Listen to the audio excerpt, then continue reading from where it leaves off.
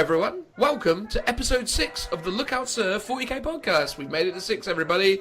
Aren't we special? Of course we are. You know we are. Because you're listening to us. And you love to. And we appreciate it. And when I talk about we, I talk about me, Dan, and also my good buddy Phil. Hello. There he is. The beautiful Philip. How's the day gone, buddy? It's been good. It's been productive. I've been painting tanks. Painting tanks. This is the benefit of being a self-employed man. You get to actually spend a decent amount of time doing hobby, unlike me with my job. Yeah, I can spend all this time not working and painting models instead. It's great. Absolutely, absolutely. The significant other doesn't listen to this podcast, does she? Or she's not. You know, we're saying things we shouldn't. She shouldn't be aware of this fact. I think she's well aware of the lack of work that I do and the amount of hobbying that I get up to. Spectacular, man. You live the dream. And on the topic of living the dream, we're also joined by my work-shy pal, Joe. How's it going, Joe? Hello, Internet. I would like to clarify, I do actually have a job. You do have a job, absolutely. He has a hobby job as well, which is pretty good. I do. Absolutely. I am hobby room / my partner says I need to clear the house of my... Well, it is true. You do have an awful lot of, I will not swear for the sake of the podcast rating. But, you know, yes, you have a lot of that stuff in your possession. You naughty, naughty boy. I know. Terrible stuff, terrible stuff. Well, anyway, we are here slightly out of sequence, although, to be fair, we've never really established anything resembling a regular release date. I kind of feel like that's something that we probably should do in the future, is actually establish when these things happen. Because I often get asked... Everyone... What's that now? I said we should keep everyone guessing. Well, it's true. It keeps a nice sort of random element to the whole thing, I suppose. I don't really want to do these loads and loads and loads and loads and loads. I don't want to, have to churn one of these out every single day. I don't want to become one of those people. But at the same time, I suppose it'd be nice to have a regular schedule, don't you think? Oh, definitely. Yeah, well, we talked about it briefly about a week ago, and I was like, let's try and do it every Wednesday. And funnily enough, we're recording on a Wednesday. There you go. So if we try and do it every 2 weeks from now, that might be the... There we go. There we go. We will try our absolute best to turn this into a every fortnight on a Wednesday. It gets recorded, and then it will either go up Wednesday or Thursday. I suppose we should probably just lock in on Thursday, really. Every other Thursday from here till the end of time, or our inevitable deaths, we will contribute this talking segment down to our last. That's a nice thing to kick things off with, isn't it? Anyway, so it's been a really busy week in the world of Warhammer 40,000. So there's been a big FAQ, and we're here mostly to talk about said Biff FAQ, big FAQ. So we're going to be talking about the big FAQ today, the errata, and all the bits and pieces that come along with it. Obviously, we said in the last episode that we would be going over Joe or Phil's heat-free Grand Tournament army. That won't be happening today because we suspect, even though we haven't yet recorded it, we actually do record this bit at the start, although depending on what happens, we might re-record it. But anyway, the point is that we don't think that it would make sense trying to get Joe's army into this podcast today, because we're probably going to talk for the next hour and a half, 2 hours, about the big FAQ and all the subsequent topics. Wouldn't you say that's reasonable, everybody? I think we'll be doing this until the wee hours, quite easily. You people do like to talk. We do like to talk. Silent majority. This is true. I do feel like we need to take more of an opportunity to get Joe's opinions on things into this podcast. Perhaps today will be the day that I will, consistently ask Joe for his opinions. I won't allow you, Joe, to sit in silence this time. We need more insights from your good self. It gives me a chance to have a cat nap in the afternoon then. Fantastic. So, with all that said and done... Oh, actually, no, that isn't all said and done. In the last episode as well, I feel like I should say this as well, I talked about my Grand Tournament heat-free army list, and I got the amount of shots that a Scatterbike has completely wrong. I seem to assume that a Scatterbike shot 8 times each, because when I was talking about 5-man units, I was saying they were shooting 40 shots, which obviously is complete rubbish. It's 20 shots. So No one actually called me out on it, but as I was editing the episode, I felt really, really stupid. And I did think to myself, should I get the guys back together and re-record this? But I was like, dear God, no, that's not happening. That's just mad. So I figured I'd just do this thing where I explain I am a silly boy and I got it wrong. And I apologise for my misguided communications. Sound fair enough? Silly Dan. Silly Dan. This is why we call you Cheaty Dan. It's true. It's true. It's funny From though. 2 points down to 20 shots down. 20 shots down. 40 shots down is the... Well, it's 20 extra, that's why. Oh, yeah, plus 20 or whatever. Yeah. Right. No. It's funny, actually, because me and Joe attended a tournament, which we will be talking about shortly, as part of the FAQ conversation on Sunday. And I was talking to a nice lad called Jake, lovely Jake. He was there, and he was like, God, scatterbikes sound amazing. I was like, yeah, you'd think that when based on what I was saying, but if you actually read the rules for them, they're about half as good as I made out. But there you go. Sorry about that, Jake. I misinformed you and myself. He probably went out like that very afternoon and bought like a box of 20. Oh, yeah. And now he's got them and he's like, oh, damn it. Dan, you've ruined it. This is the thing with Jake. Jake is very much that lad who, wherever the latest meta is, he will just go out and buy it. It seems that way anyway, although to be fair, he just consistently seems to play a Nurgle army at the moment. But I like to think that his house is just full of it. It's full of Warhammer, and just like in the Batcave or Q from James Bond, he goes, today I need this army, and then he presses the button, and then a drawer pops out of a secret compartment, and it just has an army in it, ready to go. That'd be amazing. That sounds like an incredibly elaborate setup, really. Don't get me wrong, I imagine he's got a lot of armies kicking around his house, but I can't imagine for any moment he would have set up some kind of secret spy lair style setup for the whole thing. I think you're just thinking way too much about him, Joe. Is that the reality? I like to think about all my friends on a daily basis. Absolutely. But I like the idea of having a weird secret James Bond Warhammer cave. I'd like to live vicariously through Jake. Absolutely. Jake with a little bit of a sprinkling of James Bond villainy. Sorry. Yeah. Well, that's good. There we go. So if it wasn't clear from the outset, we're going to be talking about the FAQ and the erratas. We're not going to be talking about Codex-specific ones, although we will probably pull them out as examples for specific things as we go in. The general theory is we'll start with the actual PDF titled The Big FAQ 2 2018, and then we're going to move on to talk about the actual FAQ that corresponds to the rulebook and pull out examples as we go from there. Does anyone have anything else to add before I make those weird transitional noises? Transition away. Well, there we go. Here we go, everybody. Well, thank you very much. Here we go, everybody.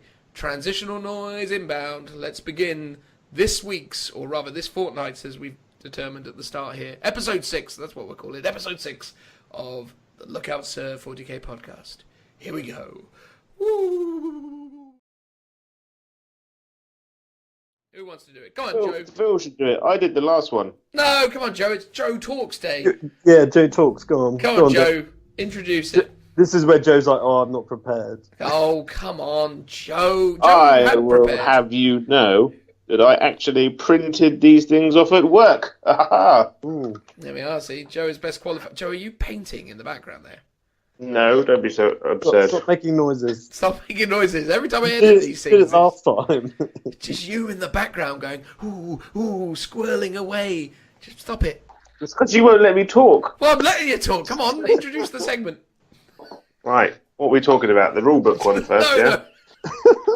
No, the big FAQ. Get the PDF that says the big FAQ 2 2018. You got that? I do. Yeah, I've got that. Boom. Introduce that. You ready, Joe? I was born ready. I wasn't. 3, 2, 1, go. 3, 2, 1, What? go. 3, 2, 1, go. Right. Ooh. Right then. It is my honour to start the talk of the big FAQ. And through an uncharacteristic series of events, I actually prepared by printing out the paperwork and reading it, which is rare. But I think it's a good start to a new life. So. Anyone who listened to our episode on Kill Team will remember that this is a brave new world that we've entered into with Joe here. Well, let's see what the validity of his research brings us. Come on, Joe, take us through. Where do you want to start? So I have a piece of paper here that says finalised match play rules. Ooh. So these are all the things that were the beta rules in the previous big FAQ, and Games Workshop's got their big stamp and gone, these are now official. Deal with it. And what are those? So the first one is the Battle Brothers, which basically, in their eyes, stops soup. Not that it does, but in any way. But as it says, all units in each detachment in your Battle-Forged army must have at least one faction keyword in common.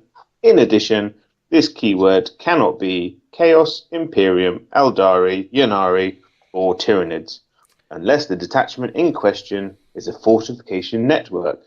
This has no effect on your army faction. So, isn't that bizarre that they're saying that this is the thing that stops soup, yet all we've seen is soup armies in every single event that's utilising that rule in its beta form. This doesn't stop soup at all. But it's an odd one, because they even specifically call it out in the Warhammer community page where they're talking about big FAQ, like, oh, we delayed it so we could go to Nova and, see what was happening there. And it's like every big, like I said, every big tournament is lots of soup. Yeah. So it's a bit odd that they've stuck with it and not maybe taken it, to the next level to try and mitigate it a bit more. Do you think they wrote this rule and they interpret it different in their own brains to how it is in reality? Because obviously, you can have 3 detachments in most match play tournaments. Each one of those detachments can be made up of any overarching thing as long as they're all of Imperium or Chaos or Eldari or whatever. Do you think they just... Maybe they're okay with that, because maybe they're like, well, that is, a single detachment thematically. You could have a Space Marine detachment and a Guard detachment and, a Knight detachment. And, narrative-wise, that sort of can make sense. Personally, I'd like to see that sort of soup just reserved for Apocalypse armies, like games. So, just like those scientists that you read about on Facebook that do all these important research things, but you always hear someone saying, I spoke to a rules designer at Games Workshop, and they didn't think that people would be running their armies like this. They just assumed that everyone would just run a normal codex.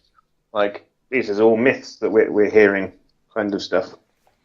People who make those statements, or the GW rules writers that kind of optimistically say stuff like that, do they actually, again, I often wonder, and again, this sounds really unfair to the guys writing the rules for Warhammer 40,000, but do you think that, and again, without wanting to sound like the West Country example that Joe just gave, of someone that meets a rules writer, every time I've actually met a rules writer from Warhammer 40,000, the most frequent thing they say to me is, well, I don't know, I just play AOS these days. I'm like, oh, brilliant. You're just playing AOS all the time. Great, well done. Like I've met maybe 3 or 4 of them throughout my time coming up to Warhammer World and the rest of it. Most of them, that's the thing they say. Anyone who works for Games Workshop in the rules team or the editorial team is like, well, I don't know, mate, just play AOS. Don't know anything about this nonsense. It's like, okay. In their defence, I think that was from GT Heat 1 where we met a few of them, and that was obviously the edition had only just come out, so I think obviously their AOS is a bit more fresh for them. Is it? But I think they've made a concerted effort to actually probably play more 40k and attend more of the tournaments to see how people are actually interpreting their rules, because they are in like an enclosed bubble. They work at Warhammer World effectively and play games with other people who work at Games Workshop predominantly. I'm sure some of them play in other social groups outside of that, but their whole day is spent doing 40k or Age of Sigma, whatever it is. I imagine they're quite busy people. They don't have the time that maybe we do to spend looking online and socializing on the Facebook groups to work out how the wider audience is playing. I mean, they've got their playtesters, which should be feeding that stuff back through to them, though. Yeah, that is a perfectly politicized answer you gave there, buddy. I appreciate that. Well done. Points to you. I mean, not to be mean to anyone who's working in the rules writing. You all do an amazing job. It's a great game, and so on and so forth. A little bit broken, but it's fun all the same.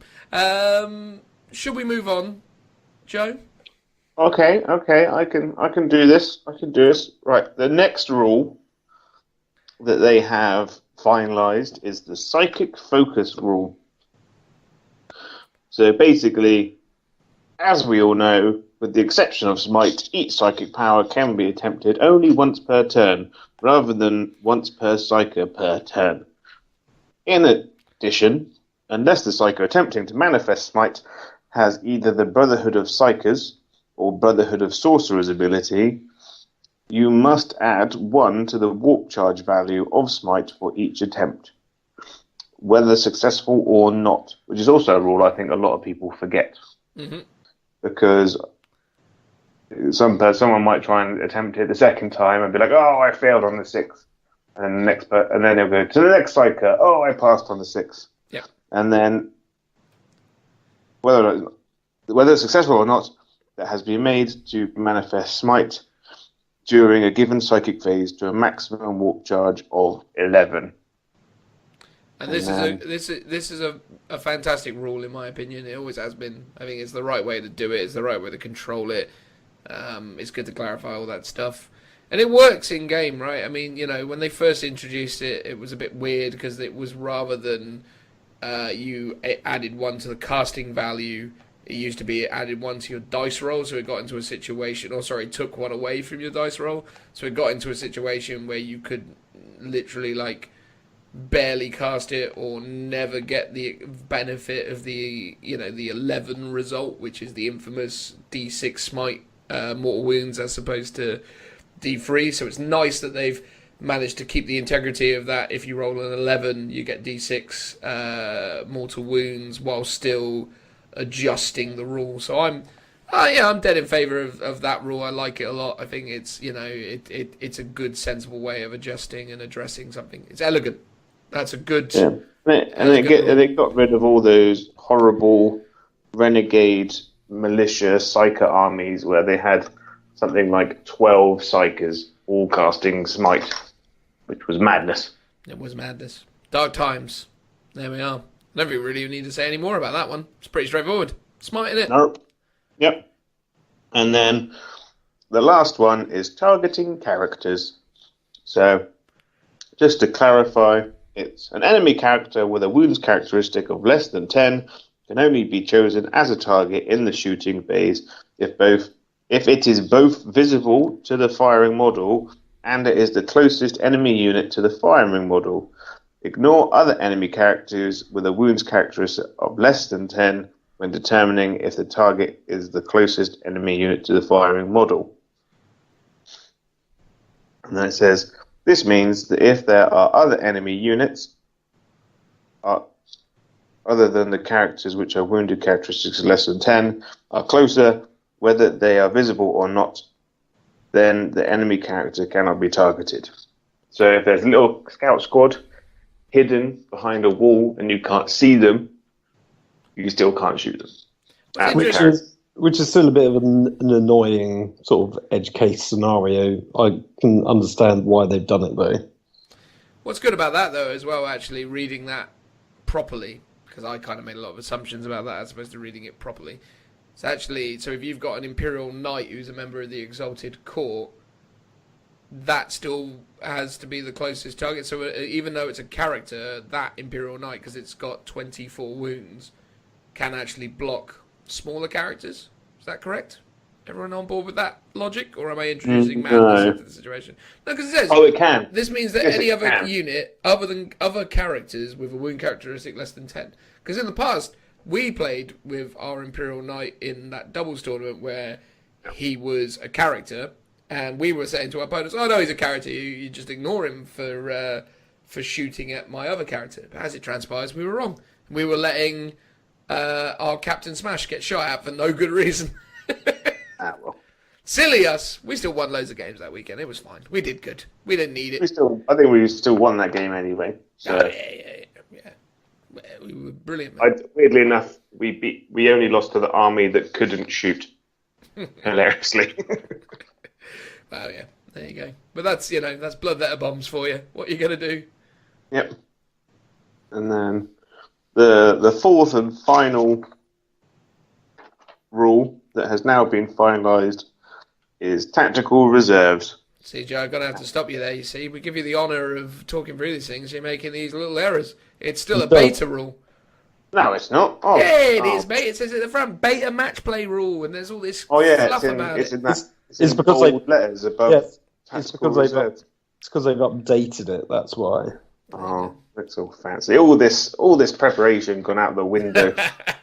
It's too much preparation, mate. Too much preparation. But there you go. This is why I can't be left in charge of anything. That's why I can't have nice things. I'm like the equivalent of Homer Simpson having to look after that bee in a jar. Weirdly, of all the Simpsons references, I don't get that one. I'm not. That one's not immediately coming back to me.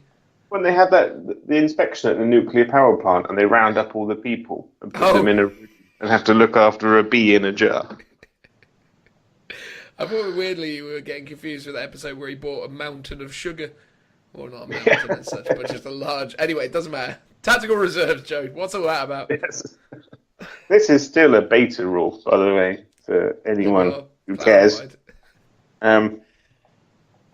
So, the big wedge of writing... Am I going to have to read this? No, mate. Just read the bit that's in the grey box. And you don't have to read it. Just tell us what it means. So, basically, before, in FAQ 1, you couldn't bring any of your reserves onto the table via deep strike or low orbital ships or tunneling onto the table unless it was in your deployment zone to stop all these first turn charge shenanigans. And now they've finalised it and said there is no deep striking first turn at all. And funny enough, they haven't finalised it yet. It's still in beta. But they've whatever. Updated it. The thing about these beta rules is the moment they get released, all tournament organisers are going, all the rules from the FAQ are in and happening. Oh yeah, no, absolutely, I agree with that. But what I'm saying is, it's still not finalised. All right. They also tweaked it slightly, so it used to be half your command points could be set up, and now it's half your actual points. Is it? What is that version of points that isn't points? Command points. Power level. Power level. There we go. Power level. Have we ever tried playing power level? No, because it's madness. It's absolute madness. I'm not really into the power level stuff. It's very bizarre. I would actually give it a go, just because, for the first few weeks, maybe first few months when it came out, it was the most convenient way to play, just because places like Battlescribe had no updated points costs and stuff, and the only way to create your army in a simple way was to do power level. Doesn't because that's what the online app does by Games Workshop, isn't it? Power level roster, I think. Yeah. I'd love to see the web traffic for that. It must be the most poorly visited website in all of Games Workshop's catalogue of options. I got the impression the Age of Sigma one was quite popular, but the Age of Sigma app is actually really good. Like, credit where credit's due, the Age of Sigma app is pretty solid. It gives you all the units, all the sort of different options. It's really nicely presented. It comes together really well. It's not as nice as Battlescribe in various ways. I think Battlescribe is probably the best army building tool on the market. But the Age of Sigma app's pretty reasonable. The only thing that's weird about it, I think, is how you actually associate battalions to the units that you're putting in. Like it seems to be like you can Yeah. put it, anyway. We're not going to talk about Age of Sigmar. That's not the thing. But it's not as good as Battlescribe. That's what I'm getting at. So what do we think about the tactical reserve? Do we like the new rule? Joe, go on, please. I was going to say, I like it, and also, I think it's a rule that's been used throughout all previous editions, so I kind of don't understand why people are complaining about it. Because in other editions, you didn't even know when your reserves were turning up, because you couldn't bring them in for turn 1, and then turn 2, you had to roll a dice to see if it turned up, and then when it was trying to turn up, there was always the potential of it just dropping dead on the roll of a 1 if you landed on some scenery. Unless, of course, you brought a drop pod back in the day. Drop pods were turn 1, or at least 50% of your drop pods were turn 1, and they could never mishap, unless they went off the table. If they went off the table, it was bad news. Maybe they should bring that back, the drop pods, to make drop pods cool again. Drop pods are terrible now, aren't they? It's like, when have you ever seen anyone run drop pods anymore? There must be just loads gathering dust on people's shelves because so many people used to have them in previous editions.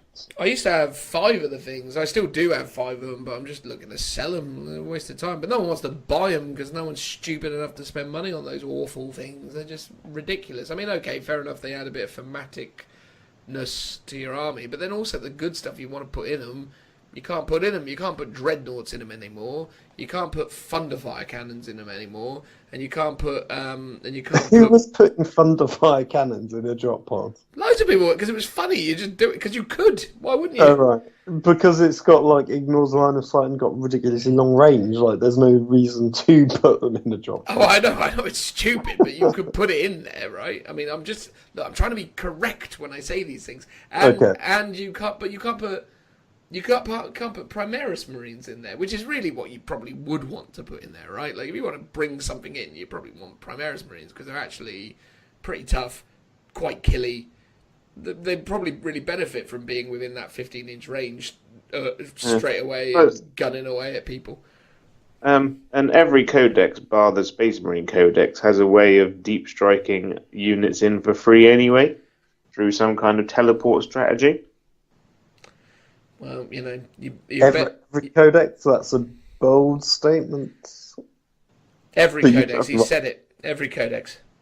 Every codex. Every codex, other than Space Marines, can teleport in. Blood Angels, Space Wolves, Dark Angels, all of them have that ability. I mean, they don't, but they definitely do. All right, then. Okay, anyone other than all Space Marine factions, bar Death Watch. And Chaos Space Marines. Chaos Space Marines have got the, they used to have the infiltrating rule, but that's gone now. Well, that's Alpha Legion. Well, that's something that we can also talk about when we get to it, because it's just below. It's the next section on your page, Joe. You should know this. You're prepared. Yep. You say it's below you, but for me, it's on the next page. Well, fair enough. I have paper. Old school. Related erratas. Yeah. I will actually talk about this briefly in the sense of I'm very happy with the fact that they've actually got rid of some of the ambiguity that was in there before with certain things that could still do this sort of shenanigans. Speaking as someone who lost in a game against Alpha Legion, cultist nonsense where they literally just came in, went everywhere, and then using a bunch of other rules were literally unkillable, because despite the fact that there was a dude on his own at the other end of the board, I couldn't shoot at it because he was in combat, even though he was nowhere near where the combat was going on. I mean, it's one of those ridiculous combinations of mad rules that I'm super happy they've kind of dealt with that, because it was super dumb. And I think, you know, the game hopefully will be a little bit better for it, because we won't end up in these situations by turn 1, turn 2. Our opponents have such an unbelievable landslide victory on their hands that, you know, we can't ever bring it back. I mean, those Alpha Legion armies with the cultists, if you killed them all into 2 turns, which is about probably what it would take for some armies, not all, but if you killed them all across the span of a turn or two. It doesn't matter because the very first turn when they do it, they still get, they still probably get you like 5 victory points in the opening turn. So it's such a massive lead. So yeah, I'm super happy with this change. I think it's actually the right decision for me anyway. Yeah.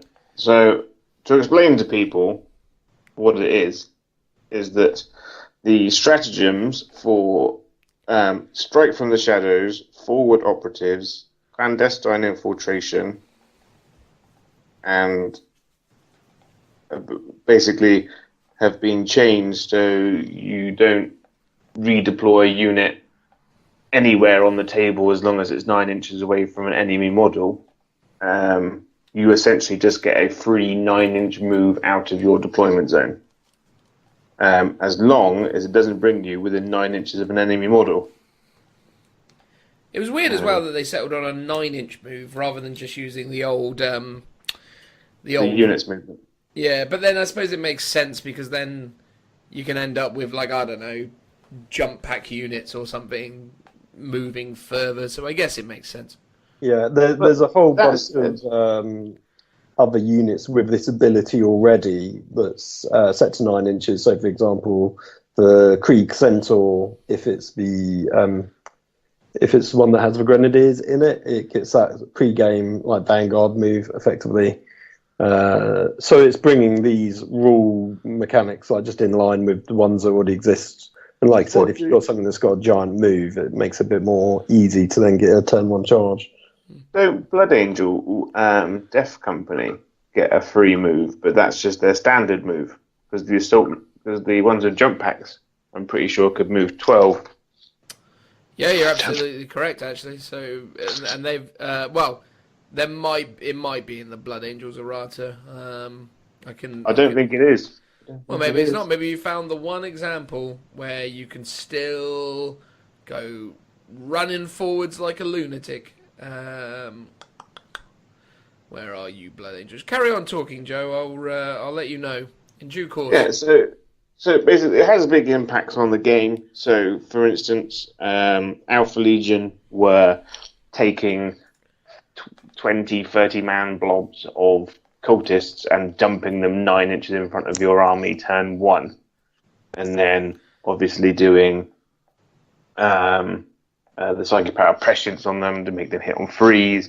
And then doing Veterans of the Long War, so they're wounding most things on 4s with their auto guns, and then using the stratagem Endless Cacophony, so they shoot twice.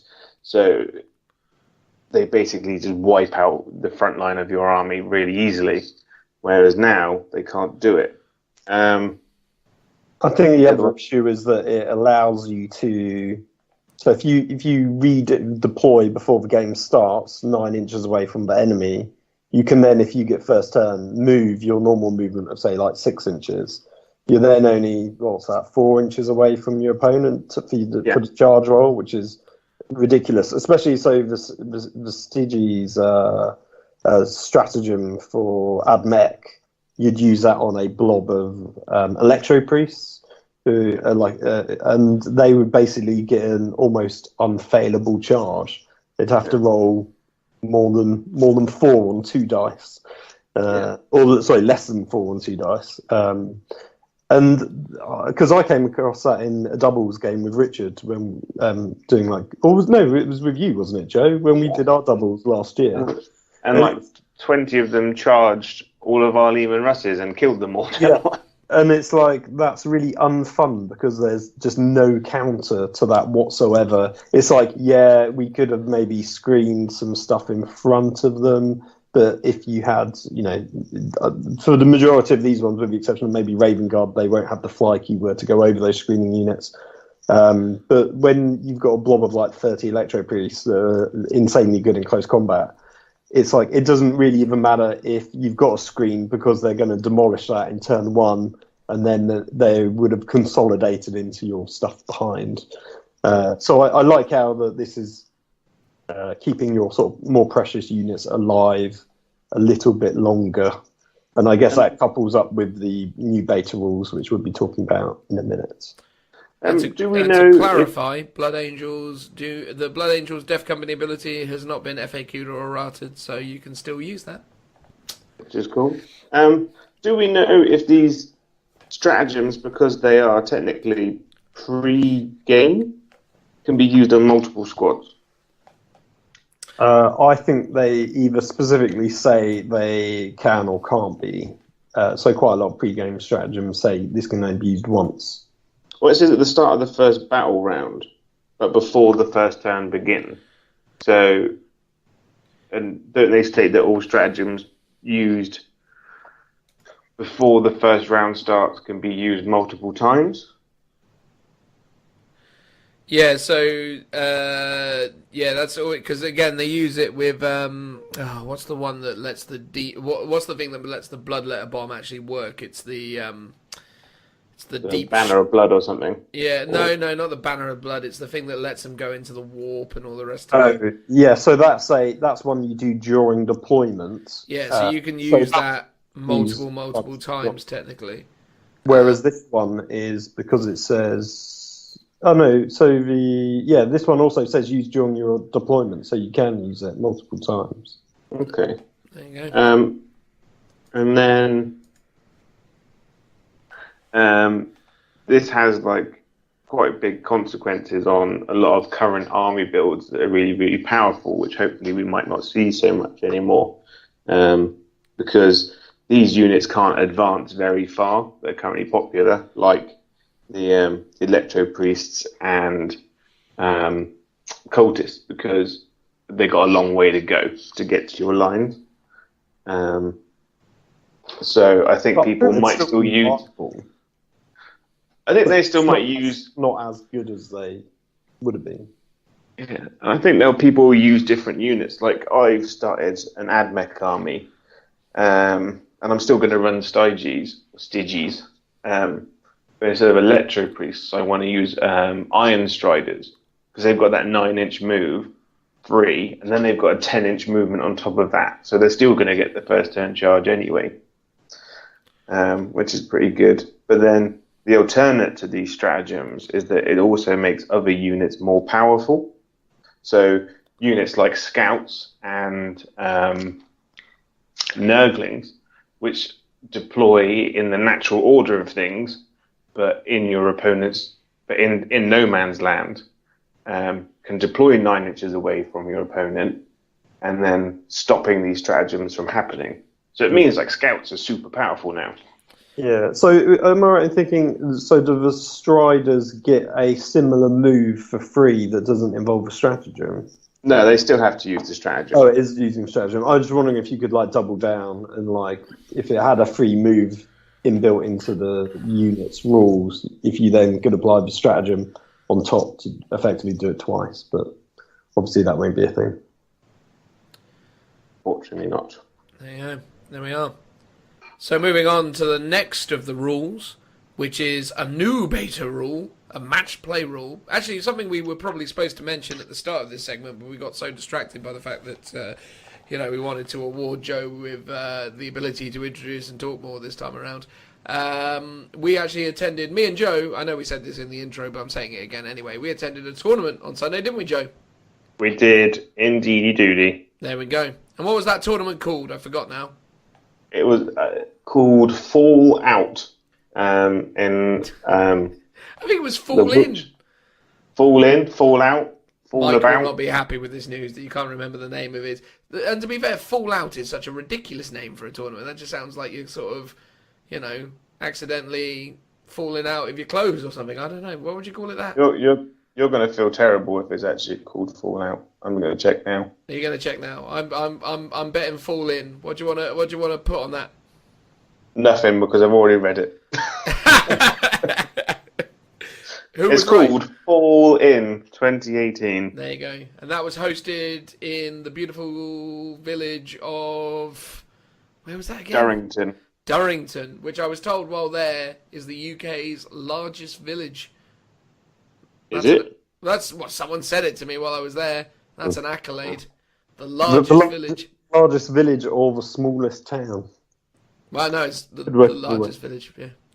That's the claim they're making anyway. And it sports a rather sexy wood henge.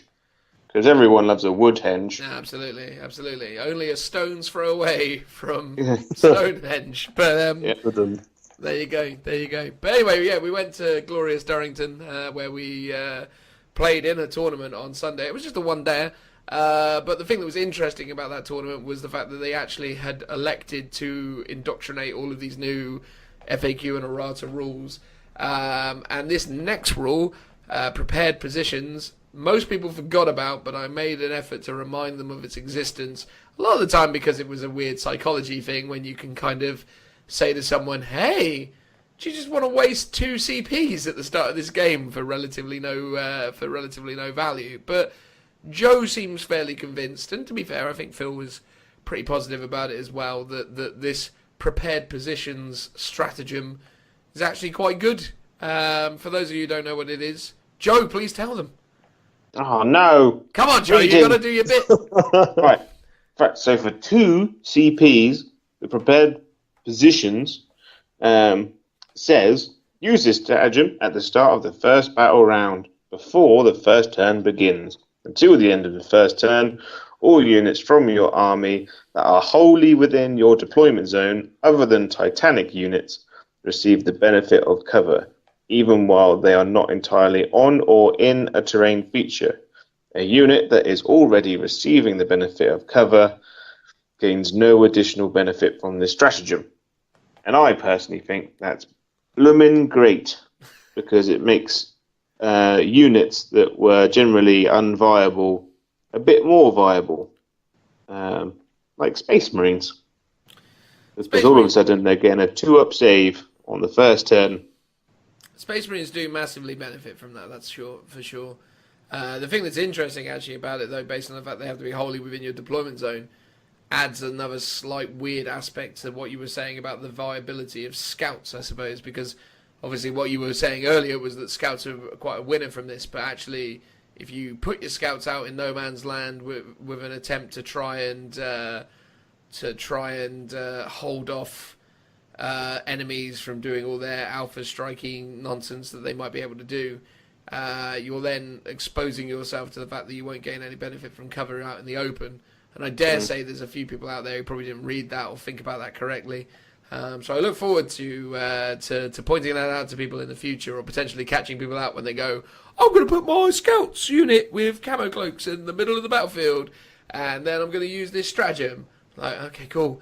Funny thing, you're not in your deployment zone, so no cover save for you, sonny boy. Well, if they were sensible, they would just put them out in the outside of the deployment zone, but in cover, so they don't need the stratagem to get the +1. Well, it's true. This is all very Don't true. ruin it as an example. But for me, I really like it because now my tanks actually get a cover save, which they pretty much never have in this edition thus far, until I think we maybe go to Warhammer World at some point and play on the new Imperialis terrain that's maybe big enough to actually have a tank maybe inside a ruin. If they Doesn't camo netting give you a cover save? What hollow netting? Camo netting. Camo netting. Do you know what? I don't think it's a thing in this edition. Yeah, I've never heard anyone talking about camo netting. It used to be a great thing in previous editions, but I'd have to check the codex, but I don't think it exists anymore. Otherwise, I swear, if it existed, it would be an auto-include on any tank, right? Like, surely, if it existed, everyone would be going, what, increase my armor save to 2+? Yeah. Like, you'd see it everywhere. If it does, it's probably really expensive to the point where it's not worth taking, and I don't know. I'd have to double check. How expensive would a 2+ armor save on a Lehman Russ need to be for you not to take it? I would say anything over like 20 or 30 points. 20 or 30 points. So, yeah, I mean, that's the thing, right? That's damn expensive. There's nothing that's going to... Then if that existed, everyone would be using it. I put it to you that if you said to someone with their Lehman Russ or their Land Razor has always got 2+, but if someone said to you, hey, your Baneblade can have a 2+ save for 50 points, would you go, nah, Would you give Well, it? or a Baneblade, I would. But when it comes to a tank that is, if you got 3 of them and you're like, okay, and they're 50 points each, that's 150. That's another Lehman Russ. That's true. I'd much rather the 4th Lehman Russ than all of my tanks having a 2-up save. The interesting thing about this is, while on one hand, I'm like, it's great when tanks get 2-up save, but at the same time, most anti-tank weapons, so las cannons, give me a 6-up save. So now I'd have a 5-up. That's quite a big difference. But for things like bright lances and dark lances, I don't get a save at all because it's the same as melter, because it's like -4. But now I just get a 6-up save. That 6-up save is pretty rubbish. Against las cannons, I think it's definitely worth it. But if you're up against an elder player, maybe it's going to be a bit pointless. Do they have? Is it? It's not a stratagem. I swear, camo netting has something to do in the current edition. Joe, we've moved on from camo netting. Let it go.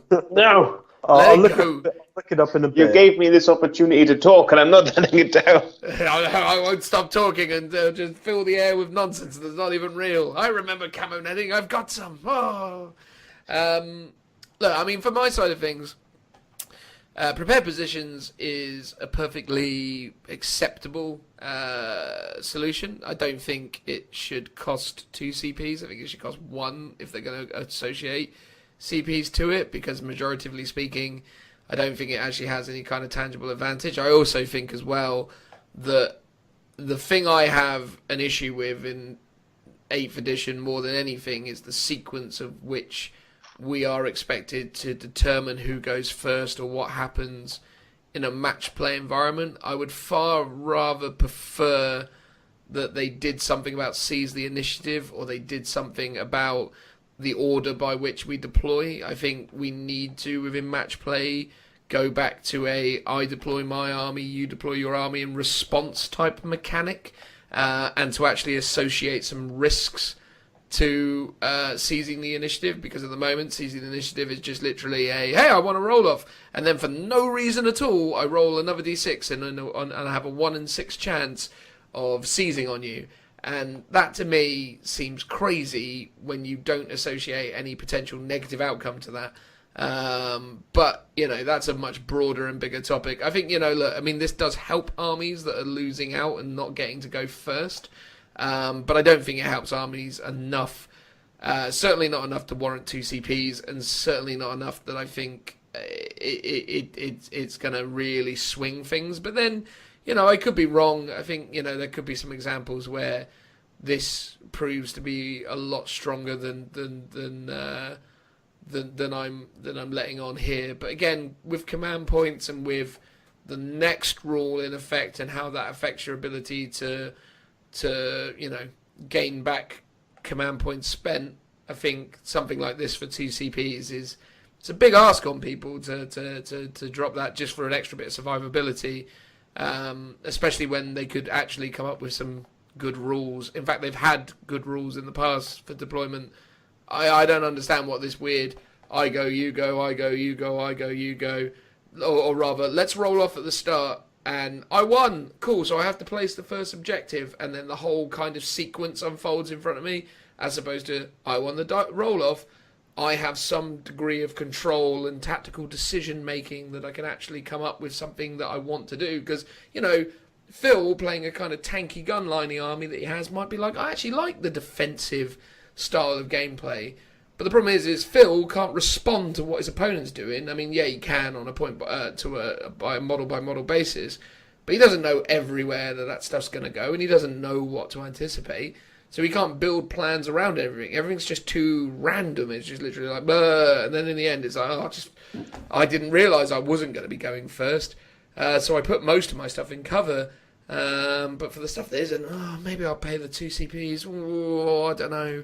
Again, it's just another one of those really weird rules that I actually think probably is going to add another 2 minutes to a game where people sit there going, I don't know, do I spend it? It's just another conversation that just makes the game last longer. And I think, I don't know, it's fine. I'm all right with it, but I think they can do better. And this is a plaster on a gaping wound with regards to deployment.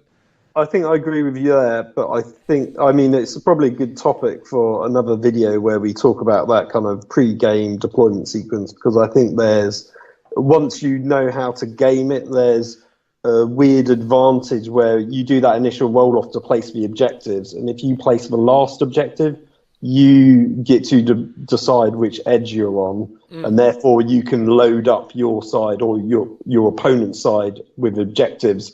And then when you roll to see what the deployment type is, chances are it's going to be one where you can go, I'm going to have that side actually, because that's where I put all the objectives.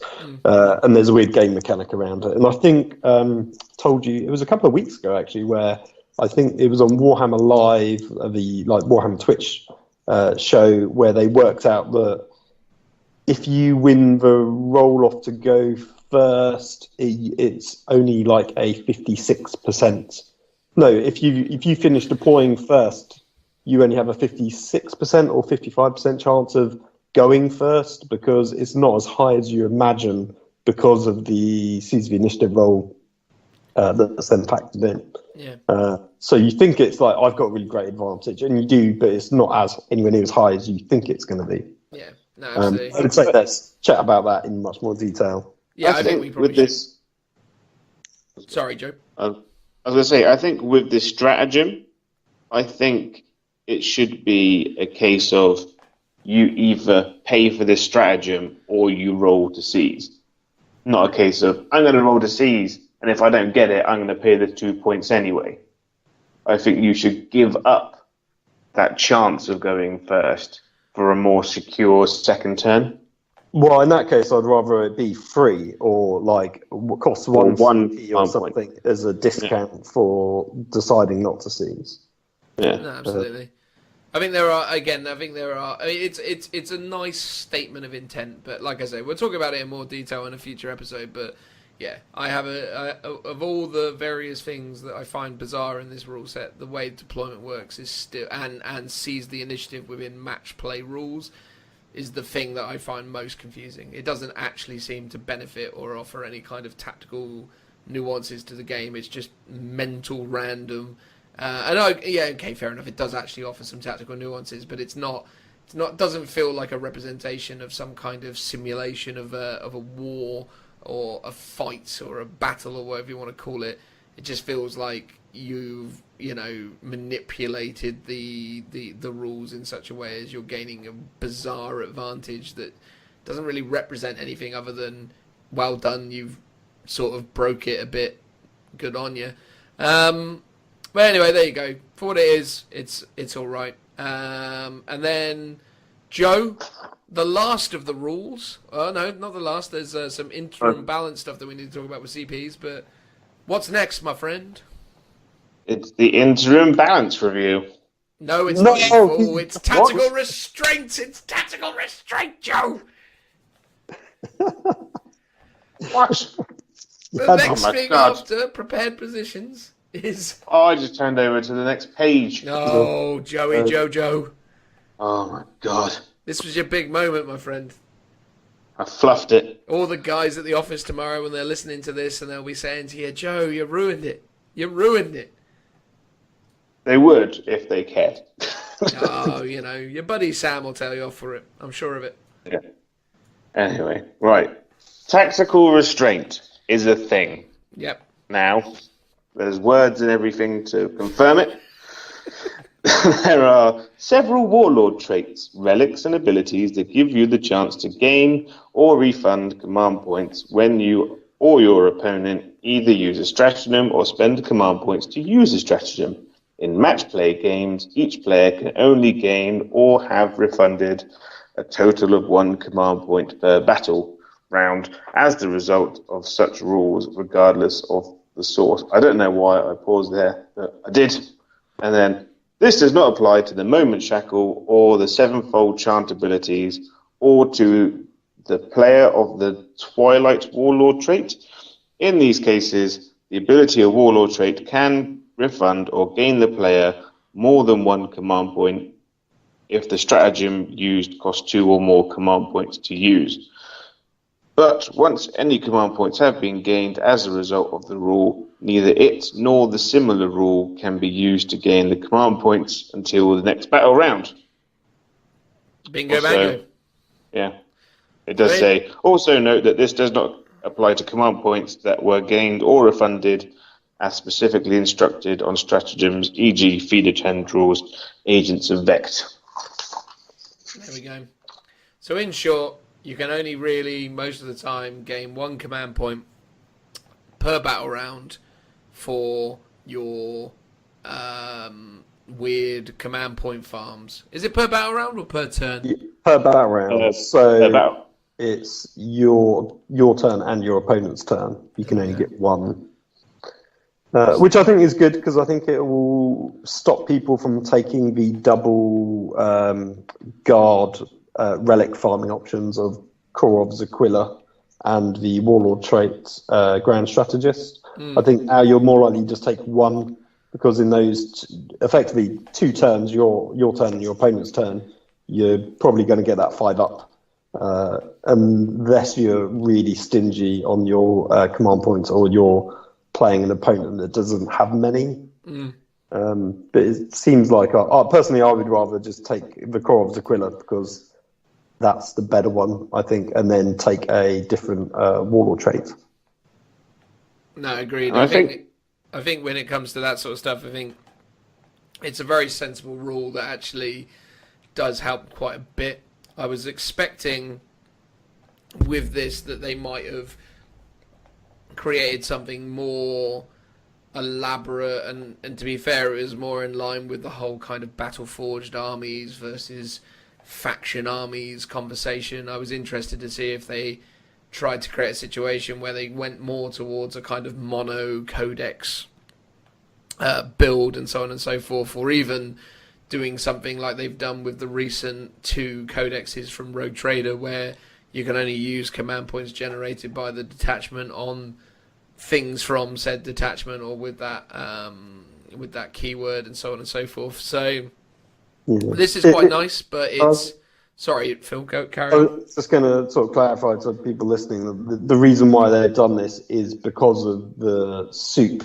Because what everyone does is you take your Space Marines or Custodes or Knights, but you always take a guard farm battery, as it's referred to, with the 2 with the relic and the Warlord trait for the guard. So the guard is the thing that's refunding your CP, even if you're spending those stratagems on your other detachments. So if you've got Blood Angel, Light Smash Captain, for example, you're using those stratagems. So they've done this to try and curtail that, which sort of relates, like saying, to the Battle Brothers bit at the beginning, but doesn't really feel like it's gone anywhere near enough, because you're still more likely to take that guard battery, because even if it's not farming you CP, you're still gaining 5 CP because it's a battalion, for example. Yeah. Well. And that enough.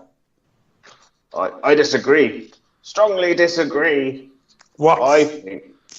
I think this is going to change the landscape of the game. Fuck to the large, broad, sweeping hand motion then. But basically, the current famous build, like at Nova, of the top 10, 8 of them were the mono. Well, weren't even mono, should I say. They were the soup, which was the Castellan from the Knights, a Supreme Command detachment of Blood Angels with the Smash Captains, and then the Guard Battalion. I think Blood Angels players with the Knights will completely get rid of Guard altogether and go for either Scouts or Space Marines to make a battalion. Because just like points efficiency. So if you take the Supreme Command detachment with 2 Captain Smashes, and it's normally Mephiston, because Mephiston's a beast, that Supreme Command detachment is 403 points. And then the very basic Guard battalion is 180 points. But if you make that Supreme Command detachment into a battalion by adding 3 units of Scouts, it's only 165. So you're saving like 50. You trying to do maths and just went mad, Joe? What? You cut out there. You went on the point where you talked about savings, so I just assumed you forgot how to count. No. So So you're basically, saving 15 points, is what you were going to say. You're saving 15 points. Yeah. And you can give one of the Smash captains the Captain Smash. Animus Vitae, which gives you a command point farming ability on a 5+. Because now with the current rules, by getting rid of the farming, if you put a guard battalion in, you're paying 180 points for 5 units that will give away first blood and easy kill points. So I think by getting rid of those, you're actually making your army way more efficient. Well, those scouts surely will also give away first blood quite easily, won't they? Or because camo cloaks, they'll be a bit more resilient. Well, yeah, you can spend that 15 points that you've got on camo cloaks and put them in a building, or a Space Marine scout in a building with no camo cloak has still got a 3-up save, opposed to the 4-up of a guardsman. True. Because they're smaller, they can actually fill buildings, and they can also be deployed 9 inches in front of your opponent's army, which the guard can't do, stopping your opponent from using these Alpha Legion or AdMech stratagems to get closer to you. But my counter to that is a guard army or guard detachment being added in has got more like footfall on the table, so it's going to be able to screen better. And then you've got your prepared positions, which will give your guardsmen a 4-up save if they're just out in the open, or depending on what kind of them, if they're like scions, maybe they'd be a bit better. Have a 3-up save, for example. If you didn't want to take the scouts, you can always take 3 squads of 5 Space Marines, which is like 195 points. So it's costing you 15 points more, but they can screen, and they get that 2-up save in the open on the first turn, or they get a 2-up save in cover. I think if you, let's be honest with ourselves, there are 2 troop choices in the Space Marine book, or Blood Angel book these days. They are scouts and intercessors. Tactical. If you're spending points on tactical marines, you're not playing competitively. They are terrible, like utterly terrible. Even in these circumstances, they're just worthless. Yeah, but for 15 points more on top of a guard battalion, to get a slightly more survivable unit would be better. Are they? Thing is, I'm not so sure they are slightly more survivable. I feel like they're. Say you're playing against a guard player who's shooting at those Space Marine squads. Yeah. They're going to be hitting the Space Marines on 4s. They'll be wounding them on 5s, and then the Space Marines get a 2-up cover save. And in return, the Space Marines are hitting on 3s, wounding on 3s, and that guardsman in cover only gets a 4-up save. But that you got to kill twice as many. Yeah, true. Yeah. And if you're talking about the bow standing at 12 inches, you're talking about 20 shots versus 10.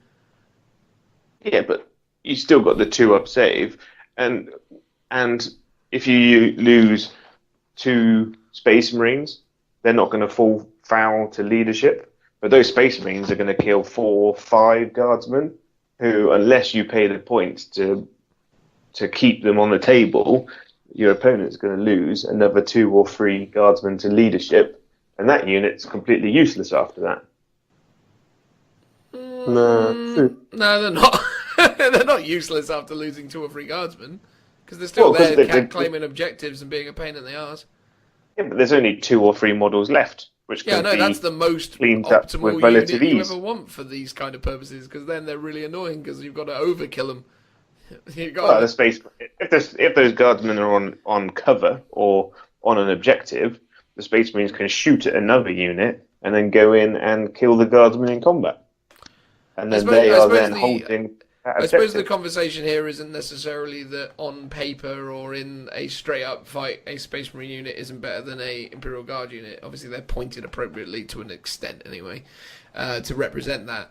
I'm just saying that you're not gonna prioritize Space Marines over Scouts or Intercessor Marines. And to be fair, Scouts win out every time, don't they? I mean, like, they're the best option that you have as a Space Marine player from a true perspective. God, yeah. They're cheap. They're cheaper, and they're versatile. And that's that's the that's the crux of it. Yeah. The point I was trying to make is that I don't think the Guards, we're going to see Guard that often in Imperial Super Armies, because you can make up a battalion out of Scouts for cheaper and then free up a detachment to be used on something else. See, I agree with that, but I think we will see Imperial Guard batteries until some clever player wins an event with some army resembling what you're talking about. It's usually a thing. When's the next major tournament that they're covering? You've got Soul Cal, which is October. So I think that's the next big one. So so if someone wins that without the battery stuff, but the battery stuff doesn't feature well, then you might start to see it. But it's just people are quite blind to these situations these days because they're just sort of, I don't know. I feel like everyone just takes the same army list over and over again. So we're just, it'll be whatever starts winning, and if people just blindly hold on to those things, then we'll see what comes next. But I don't know. I agree with you in theory. I'm just trying to work out. I suppose that's the thing, right? If you clean out another battalion, because what you're saying actually is quite interesting. I guess is that all of a sudden you've saved 15 points in this example, but the thing is that I guess. Well, the thing is though, you can save 15 points, and because you're running a battalion, you don't need to take the 2 Smash Captains. Well, you could bring the 2 Smash Captains, but you don't have to take Mephiston to fill out, or another Smash Captain to fill out a Supreme Command detachment. Yeah, true. So you can drop one of those. So, for instance, you drop Mephiston, like, those together are going to save you, I don't know. Because the battalion with 2 Smash Captains and 3 Scout Squads is only 385 points in comparison to the 583 of the Supreme Command and the Guard Battalion. Sure. So then you can just fill out the remainder with Assassins. Yeah, Assassins or more Interceptors. You could get an Armiger on the table for that many points saved.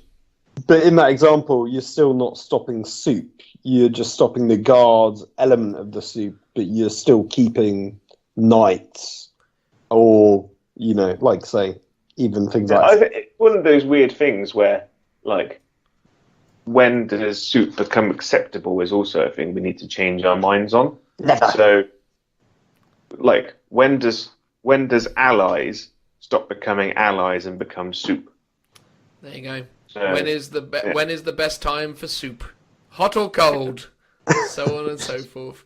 Look, on the topic of the tactical restraint rule, though, look, I get what they've done.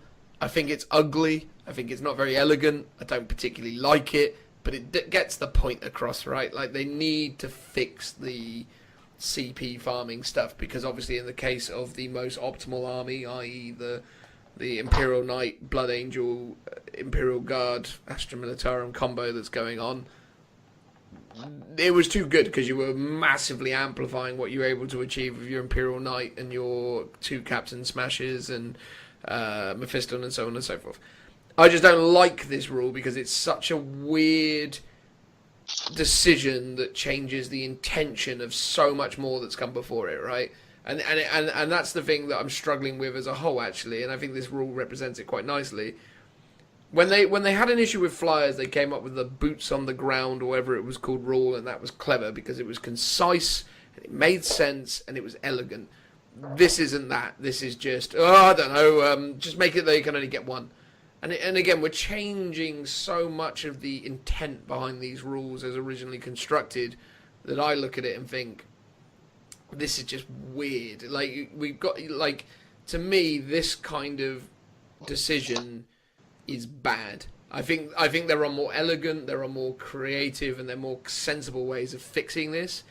I kind of feel like this was just literally, again, them just going, oh, we know it's a problem, but for now, this is as good as we can do, and we'll come back to it in the second, when we do 40k 9th edition, we'll fix it then. But for now, for the next year and a half, if it follows the Age of Sigmar model, which it almost certainly will, because, judging by the amount of big FAQs and erratas and everything that's here, it feels like this game's patched together like a Frankenstein's monster from my perspective. So I think it's, whatever. For me, this is probably one of the worst rules they've come up with, because it's so unelegant. It's just like, so like when I use my Elder Autarch as my warlord, I roll a d6 every time I use a stratagem for the value of CP that I spend. I.e., if I spend 3 CPs using a stratagem, I roll 3 dice. If I miraculously roll 3 6s, because of this, I only get 1.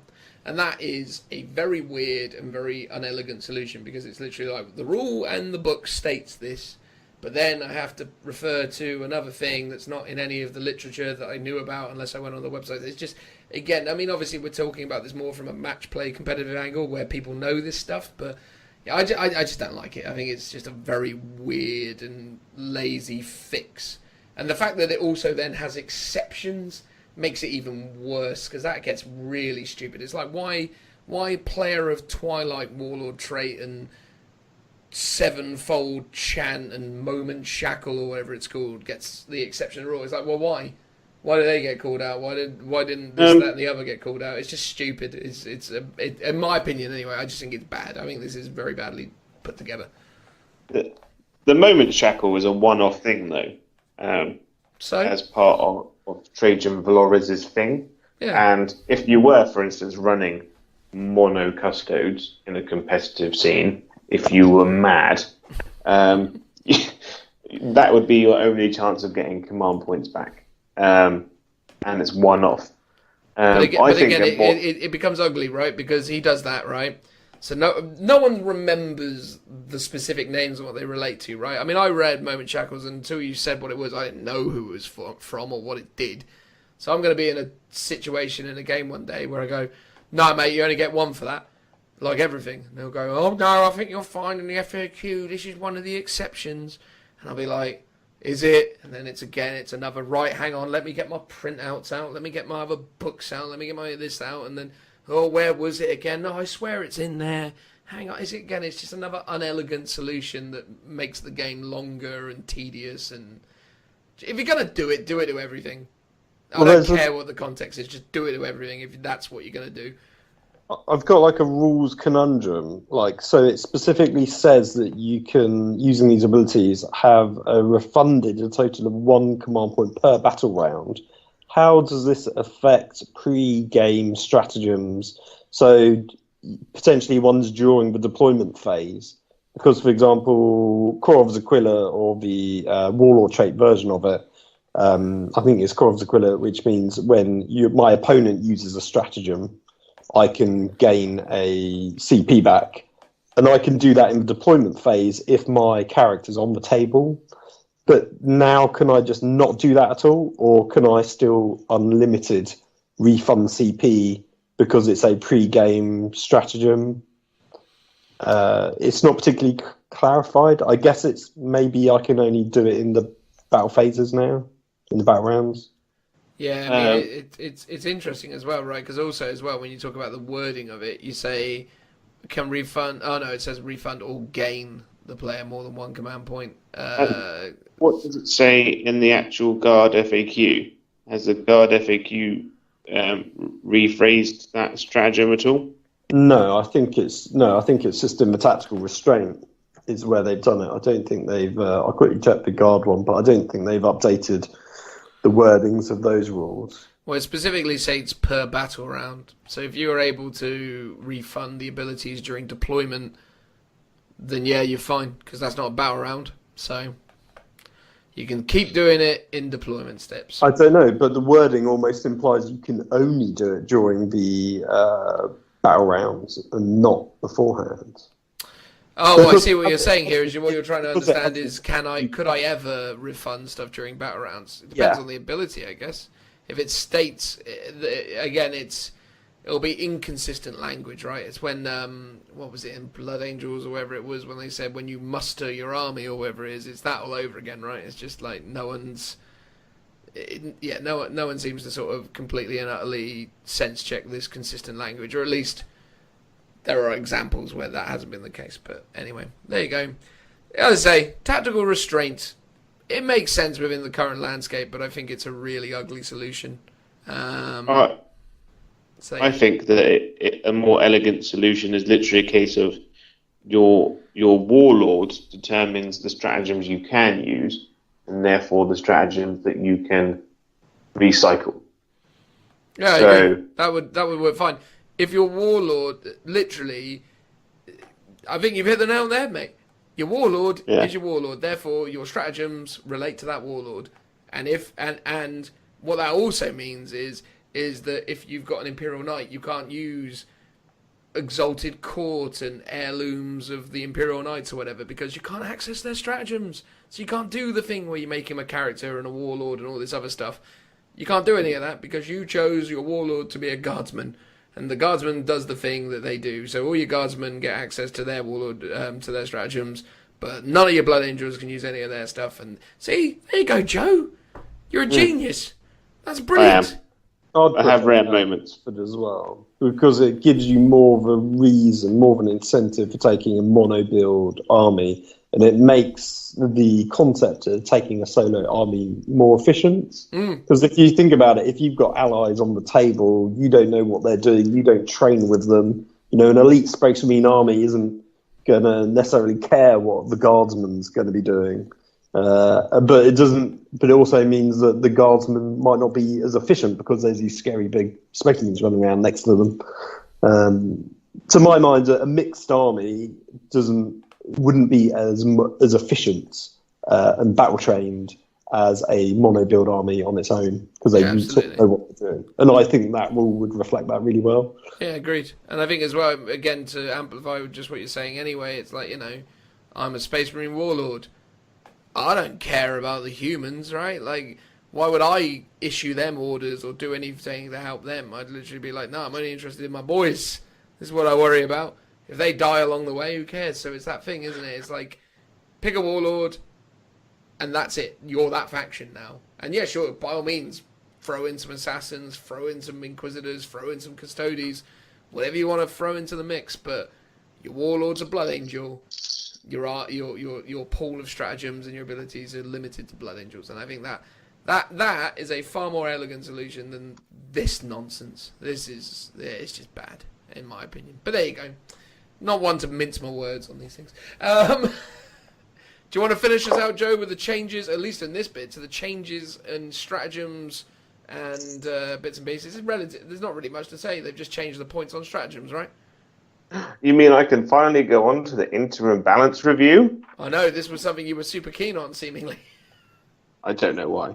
It's super boring. But, so some stratagems have gone up in price. So these include Warp Surge for Chaos Demons, which has gone up to... Oh no, it hasn't changed in price.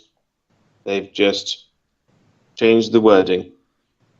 There you go. Yeah, so that one fixes your maximum invulnerable save to 4+ instead of 3+, and now you can't re-roll your saving throw for your demons. Yeah. So the ones that have changed in price are Upon Wings of Fire has gone up to 2, which I think is super mean on Blood Angels, because that's like their thing, isn't it? Being able to leave the table and then redeploy. And if you're doing it with Captain Smash on his own, he can't assault over those screens, so it shouldn't cost more. Spoilers, Joe. I don't understand what you're talking about, yeah? What? We're talking about the fly keyword changes in a bit. Yeah. Yeah. And the other ones are Oathbreaker Guidance System, which has gone up to 3 CPs, which is on the Castellan robot. Which seems Eric. huge. Point. I mean, it's only gone from 2 to 3, but if you think about mono-build armies, this almost incentivizes you to take that guard battery even more, because now you need those CPs even more. Yeah. Or you've just got to go, I'm just going to limit that to, like, I can only use that once per game now, rather than 2 or 3 times. But the missile itself is super deadly. It's like a neg 4, strength 8, ignores invulnerable saves, D6 damage shot. But you still got to hit on like a free upload, don't you? Yeah. So you could spend 3 CPs and miss, which is terrible. Yeah. The other one is Order of Companions for Knights again, which has gone up to 3 command points. What was that stratagem? Do you know what that is? I will do when I find the codex. I see. But it's not in the room I'm sat in, so I can't. It's not one I feel like very much. I mean, maybe when you tell me what it is, I'll be like, oh, that one. Is that the relic? No, I believe it's the one that allows a knight to heroically intervene for another knight. So, for instance, if one of your knights gets charged, a gallant next to that knight can then heroically intervene / countercharge 2d6 inches.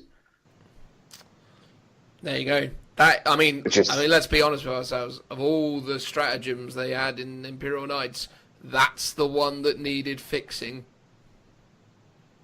It's pretty powerful. Oh, I mean, ridiculous. I mean, damn, that's the one that needed the fix. Not the death grip that costs 1 CP and murders anything it touches. No, don't tell people about that. Not the 1 CP I become a warlord. No, the thing that needed fixing is the heroic interventions. I mean, goddamn, it's crazy. Well, they did clarify in the Knights FAQ the death grip, how it works. So you can't, for example, charge into one unit, kill them, consolidate into another one, and then use your death grip on that unit. No, of course, but you just multi-charge, kind of focus on something, and then kill the other thing. Because again, there's no negative for multi-charging. Again, in 7th or 6th edition, if you multi-charged it, it was a disordered charge, you gain no charge bonuses, and blah, blah, blah. There was a reason for it, right? In this, it doesn't matter. You're like, I don't care, I'm Imperial, I'll charge everything I can, and then I go, and I'm within 1 inch of your Baneblade, while also being within 1 inch of your unit of something, depending on how you deployed it. Maybe they charge a Leman Russ and a Baneblade in unison in this example, and they literally just go, cool, I've stomped the ever-living hell, or Thunder Gauntlet, the Baneblade, or not the Baneblade, well, probably the Baneblade. You're probably in that example, you'd do the Thunder Gauntlet on the Baneblade, because it's, well, not the Thunder Gauntlet, it's the Paragon Gauntlet. Because you're doing 8 damage each time with that, with 5 attacks on a Gallant, so you'll be like, cool, that's dead. And then you'll death grip the Leman Russ. It's crazy. It's too good. Of all the things. And the Warlord thing as well, like, that's mad. That should be 3 CPs. Or you get an extra Warlord and Warlord trait. Well, that's not anything close to a massive buff. Yeah, 1 CP, mate. Don't worry about it. Mental. Just mental. And also, as well, can I just say, one of the other things that massively concerns me about this stuff as well, Grey Knight stratagems are god-awful across the board, right? They pay more CPs than any other faction to do stuff that a lot of factions now are just getting for free. Are they fixing them? Nah, don't worry about them. This is the problem with this errata and these things. All they seem to be doing is trying to dial up the stuff that's really broken, but not enough that it fixes it. And all the while we got stuff in Grey Knights that's utterly useless, and they're not addressing any of that stuff. It's ridiculous. This isn't balancing. It's just literally trying to temper the top end. It's like, it's a bit of an odd one, because it does feel like this is a halfway house scenario, because we got chapter approved coming in like 2 months time, maybe 3 months. it feels like this is just to keep you going until then. And it's a bit annoying that there's no real points changes for units here because they want to keep that for chapter approved and that's something they want to sell. But I'd sort of rather have lots of, in these FAQs have points changes and then a sort of final definitive version in chapter approved where it's got like everything in, and ideally with all the rules and all the missions. So that's almost like a mini rule book. Yeah. The thing as well, I'm really confused about as well, and look, I mean, maybe I'll be wrong about this. Maybe it'll come along, and I'll be like, "Oh, look, I was wrong." I'm willing to state, I will be gobsmacked if when chapter approved drops, a Centurion gets cheaper, right? I'll be amazed if they actually adjust that because I don't think they operate on that level. I think they look at stuff that they don't look at the stuff no one's playing and think, oh yeah, why does no one take Centurions anymore?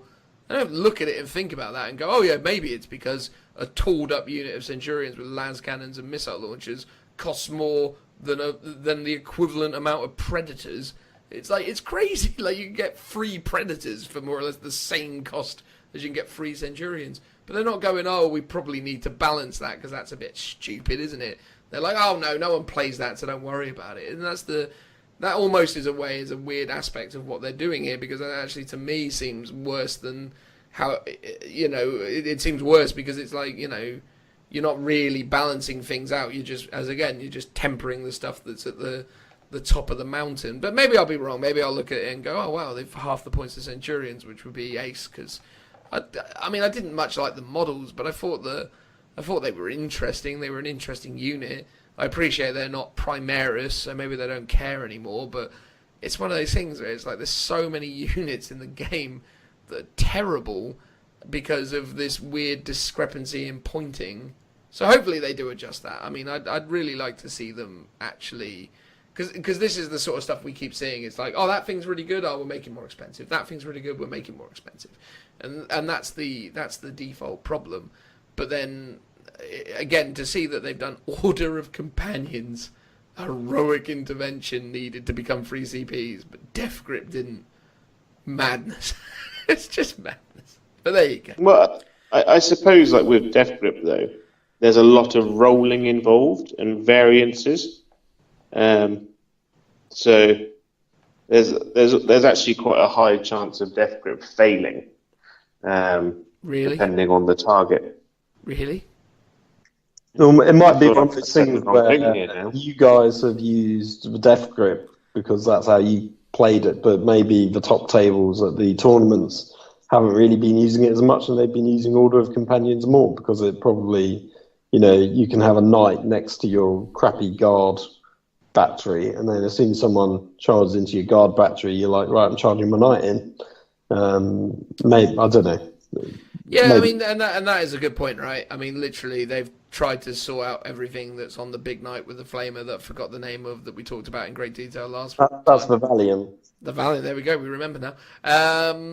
Yeah, maybe they're just looking at things that fix the Valiant because it's been so prevalent, but anyway, look, there you go. They made the Darkest Hour more expensive. The Darkest Hour is what, again? I think Darkest Hour is the one when your knight dies. Oh, he gets back up again. Bring it back, which is a super powerful stratagem because you bring it back with D3 wounds. Then because it's Mechanicum, you can then pay another stratagem to run it at full spec. Oh yeah, I mean it's great, really great. But if you're gonna make it free CPs, how about making it 3+ to get back up rather than 4? But anyway, and then Agents of Vect, the most powerful stratagem in the entire game, the only stratagem potentially that's 4 CPs. I think it is, and that's a lot. But I mean, it is a good. So good. Sam, it's a really good one. Yeah, I mean, well,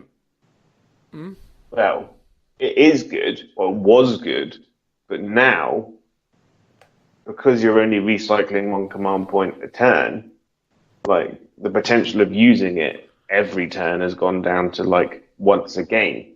Well, that's sort of what it should be, though, right? Yeah. If you're using it every turn, your opponent's going to really struggle to do anything. Yeah. But I would have thought keep it at 3 command points, and then just say once per game. Or turn it from like a 2 up to like a 3 or 4 up of it actually going off. Yeah, something like that. And there we are.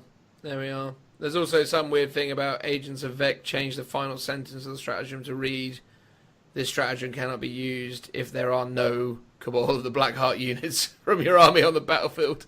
Yeah, that's just, from what I gather, it's to stop people from having their Blackheart units destroyed, but then because they had them in their army, still using the stratagem. That's for when you're doing the Elder sort of soup, basically. There you go. So that was the big FAQ 2018. We will transition for a moment, because we've talked for an awful long time already, to talking about the rulebook FAQ. Any closing thoughts on the big FAQ 2018 so far? I think it's good, and it's going to go a long way to fixing things, but I think it's very inelegant and could have been written better. I don't think we'll see a much effect on the soup armies. I think we're still most likely to see them. I hope Joe's right, though. I hope it does change it and mix up the meta. I think, for me personally, the nice surprise was the sort of going second stratagem, the prepared positions. I think no one was expecting that, and that's like a freebie for everyone. So I think that's kind of cool and it'd be fun to play that out. I mean, I might play a few games and go, it's just a waste of 2 points. But I think it will be really good for my guard army, so I'm looking forward to using it. Yeah, and I mean, from my side of things, the Battle Brothers psychic focus and targeting character stuff that they added in a previous big FAQ was all good. I think the changes to tactical reserves was the right decision. I think the way that they've amended some of the stratagems and other silly nonsense to essentially take us back to the old system of turn 2 onwards, you arrive from deep strike or reserves as it is. Prepared positions, whatever. It's as I said before, it's a middling solution. You didn't see me do the air quotations there, but they were there. It's a middling solution to a situation that actually I think needs more attention and more care. I think it's a quick fix, but it's not good enough in my opinion. Tactical restraint is a horrible rule that was written terribly, that should never have come into existence the way it is. I prefer Joe's idea, and it's not often I say that. Well done, Joe. You're a clever boy. And increasing the CPs of a bunch of stratagems is whatever. Again, not really addressing what I think are the lower end issues. I want to see a game that actually has more churn and creativity and expression within the armies. I want to see new interesting things come out, and the problem is that they've created a system and a game where things are so much more efficient than other things that, it's just, again, there needs to be something done here to readdress the balance. Space Marines need to be better. Grey Knights need to be better. Things that are terrible now need to get some kind of love and attention in these erratas and books, because just constantly going, what's the top 3 things, let's kick the crap out of them, isn't balancing your game, because ultimately it's just nothing here really fixes anything in real terms. Yeah, okay, sure, some things have changed and some things are improved upon, but it's not massively changing the landscape of the game. I saw a guy tweet at Warhammer TV or Games Workshop or whatever, saying as soon as the FAQ came out, doing a weird sort of nerdy rage thing, going, this changes nothing. It does change stuff, but not dramatically enough that it matters or makes a tangible impact. And I think we would actually see more interesting and new ideas coming from the game if they stopped worrying about the stuff at the top end and started worrying about the stuff that no one's using and asking themselves, why does no one use that? What it makes, this Grey Knight Terminator worse than a Plague Bearer, and how do we address that balance? And I think that's the sort of stuff I'd like to see from them going forwards. But there you go. That was that. The wondrous world of the Big FAQ 2 2018. We will transition now to talking about the rulebook FAQ. So with no further ado, some transitional noises for you now. Woo! So that was that. Joe has obviously had his opportunity to talk. Did you revel in that opportunity, Joe? Did you love it? I loved it, although it kind of sounds like you're taking that away from me now. No. I'm just going back to my usual MC position. Just because, let's be honest with ourselves, that last segment was really long. And that's my fault? Yes, it's entirely your fault. You're in charge of that, man. You've got to keep it moving on. But I'm not going to give up my one chance, you know. Exactly, Make that's it the thing. last. Revel in it. Oh, when it's Phil's chance, I'm going to quash it. Quash it like a bug. I want to stay in this moment forever. So said. That one time that we talk about Krieg for an extended period of time, and I'm like, nope, not happening. There we are. We do need to genuinely, again, as stated last time, we do need to do some Krieg talk at some point. We've got to satisfy that Krieg community that Phil so beautifully represents. Well, I think we do a good session on it when we talk about my GT list. I think because what I'm going to do is open it up to the floor, so to speak, and let sort of people decide what list I should take, because I've got quite a few options. Right. So I'll put out the options out there, and then people in the comments, if there are comments on these podcasts in any way, or at least on the YouTube one, people can sort of say which one they think I should go for. I feel like you should also put that out through Beyond the Tabletop, mate, because, you know... Oh, yeah, I'll stick it out there as well. Yeah. So people say. I don't think only put serious ones. What was that, Joe? Only put serious ones, because if you put a joke one in there, they're obviously going to choose that one. Oh, that's true. Yeah, I think it's just a matter of... it's basically me deciding what I need to take and therefore paint up over the next two and a bit months. Because that's really what... Basically, I want to paint up something new, but I don't know what, because there's lots of choices. You're going to need more than 2 months at the rate you paint. Well, that's true. That is true. So let's talk about this rulebook FAQ / errata, whatever the heck you want to call it. We've gone through it. We had a chat about it before we started recording us chatting about it. And we kind of feel like the only couple of rules worth really talking about in any real length is, first of all, movement, and then some other little bits and pieces from there. But movement really is the absolute, huge change that's come in this. And it comes in the form of page 177, moving.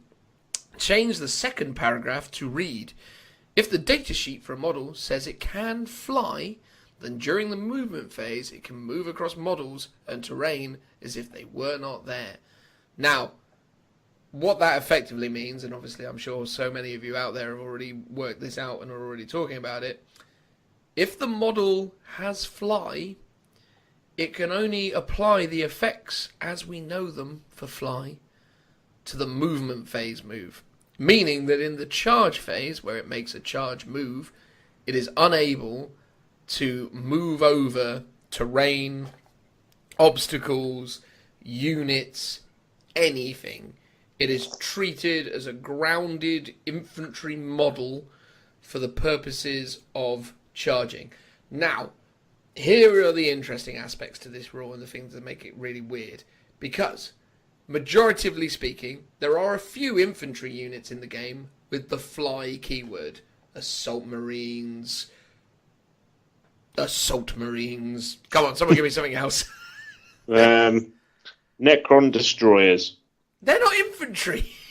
They're classed as infantry. Are they? They are, yes. All right, I don't know why, but they are. How about the Tomb Spider? Not the Tomb Spider. Well, maybe the Tomb Spider. Is the Tomb Spider infantry, or is it a monster? I imagine they're monsters or beasts or something. I guess Vespids and probably loads of Tau drones and stuff like that. I presume the drones are infantry because they wouldn't be monsters, would they? Stealth suits. Stealth suits, there we go. But broadly speaking, to broadly speak, swooping hawks, there we go, there's another one. To broadly speak, a lot of the stuff with the fly keyword these days are things like tanks that can hover, so grav tanks, and skimmers as they used to be called, so your Venoms or your Harlequin transports or your land speeders or, things of this ilk. They're also big monsters, obviously the most famous of the flying units, made infamous through some beautiful sketches by some random guy in the community, although I don't necessarily know if he's random. He's probably quite popular, I just don't know who he is. But he drew some lovely pictures of Magnus and Bobby G facing off against each other. So Magnus and other flying demon princes, flying hive tyrants. I mean, the list goes on. Most of the time, things that fly are big and monstery. Shield captains are the other big prevalent one in the game at the moment. Shield captains on bike, yeah, absolutely. And they're not infantry either, right? Nope. So here's the thing, right? So you're now one of these units, and you've enjoyed the relative privilege of being able to, during the assault phase, benefit from the fly keyword special rule, meaning that you can go beyond the screens, you can immediately go up walls, you could even charge 2 inches by plummeting down from a great height directly into a unit. All these things were possible. What's gotten really interesting now is how we now interpret the way that the fly rule is intended to work within the assault phase. So, if we were to refer to the rules for ruins specifically, so Sector Imperialis and Sector Mechanicus terrain, I believe, ruins and so on, have specific rules that state that you cannot place a model without the fly keyword, or rather you can't move a model with the fly keyword without the fly keyword that is an infantry and not have it end its move on the bottom of a ruin. I.e., the way it's worded is it basically not the bottom, the first floor or above. Is it first floor? I thought it has to end on the bottom of the ruin. Oh, yeah, I think it says it in the other way around. So it says it can't go on anything but the bottom. Yeah, so ruins, unless they can fly, vehicles, monsters, cavalry, and bikers can only be set up or end their move on the ground floor of ruins, right? Yeah. So again, we had a bunch of conversations about this and how ruins work in these scenarios, right? The ruins rules are very specific about what can and can't go through them, right? I.e., infantry are really the only type of model that can interact with a ruin in the way that you would imagine things would, i.e., they can go up through levels, they can transcend through, or they can ascend, rather, through floors, they can go through walls, they can do everything. Your problem is now, with your flying monstrous creatures, for example, well, they've lost fly, so they can't just get on top of it with a charge move. But the other thing is because they're monsters and not infantry, they can't just miraculously phase through walls like infantry can in the weird kind of ambiguous way things are. So there's a number of very bizarre examples now that have created a really weird situation for jet bike units, so your Custodes on bikes, and your Harlequin bikers, or even your Dark Elder bikers, all these iconic-y, combat-y units that previously relied on bombing up the board at incredible speed and then using their assault move, which was also fly, to get up into terrain or to get up into the back of the army. These guys now are really struggling in this situation because all of a sudden they don't have the option to just go over things and they can't do stuff. So in the case of ruins, which is really interesting to me most of all, is technically, the way a flying monstrous creature now needs to assault into a ruin is it needs to traverse the outer wall, go over it, come back down again, and then go across, right? Because essentially what you're doing is drawing a sort of outline around the ruin. Now, obviously, in this example, if it's actually shorter to go slightly round to the left and then across and then up and then maybe not go up and over a wall, because if you're using an old style ruin, each one of those walls is 3 inches high, right? So essentially, if you're a 2-story ruin, or rather a 1-story ruin, you're still 6 inches up before you can then go 3 inches down again. So even to get up and over, assuming you're next to the thing, to get to something, you've got to go 9 inches, right? And that's just crazy. Like, the way that whole rule set now works is mad. And again, one of the really mad things, and again, me and Phil had a conversation about this at great lengths this morning, actually, is if you actually read the rules. So again, I'll read it for you with regards to ruins. Unless they can fly. So it's not saying if they've got the fly keyword. It says unless they can fly, vehicles, monsters, cavalry, or bikers can only be set up or end their move on the ground floors of ruins, right? So end your move. So an assault move is a move. So if you really, really, really want to be a pain in the arse about it, if you were on a ruin and there was another unit on the same ruin, on the same level, at an elevated level, the monstrous creature couldn't actually even declare a charge in that situation because it has to only go down. Because if it's moving, it's got to go towards the floor. So the thing is, the whole thing's just crazy. I mean, essentially... I think that's where you're wrong, though, because even though it says can fly is in capitals and is like the keyword. So it can still move an assault through, like it can move downwards, but it can't necessarily move through a floor. Yeah, so it can't move through a floor, but that's what you mean. Yeah. And this is where it gets crazy, because it's this whole thing of like, and don't get me wrong, people have been doing all this sort of stuff with ruins already because ruins are ambiguous and weird, and, obviously if a flying monstrous creature came onto the roof of a ruins and wanted to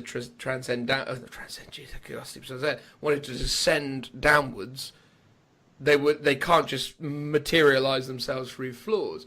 But what's interesting about that whole arrangement is like I say, is that taking away the fly keyword from them, or not taking away the fly keyword, but changing the way fly works, and not clarifying how the fly keyword works in these examples, creates a lot of bizarreness. Additionally as well, again, it creates all sorts of bizarre situations for these guys. So again, you can now really easily block flying monstrous creatures from getting up, or flying jet bikes from getting up onto your level of a ruin, even if there would be space to put them under normal circumstances, because they've got to ascend 5 inches, say in the case of a Mechanicus piece of terrain, or they've got to ascend 3 inches in an old school ruin situation.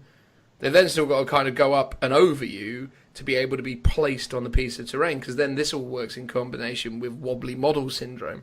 So again, I think it's really quite incredible. And again, the other thing as well is like, and Phil, I think, to be fair, is probably right in his assertion that because you've got the fly keyword, you can still kind of go up and down ruins.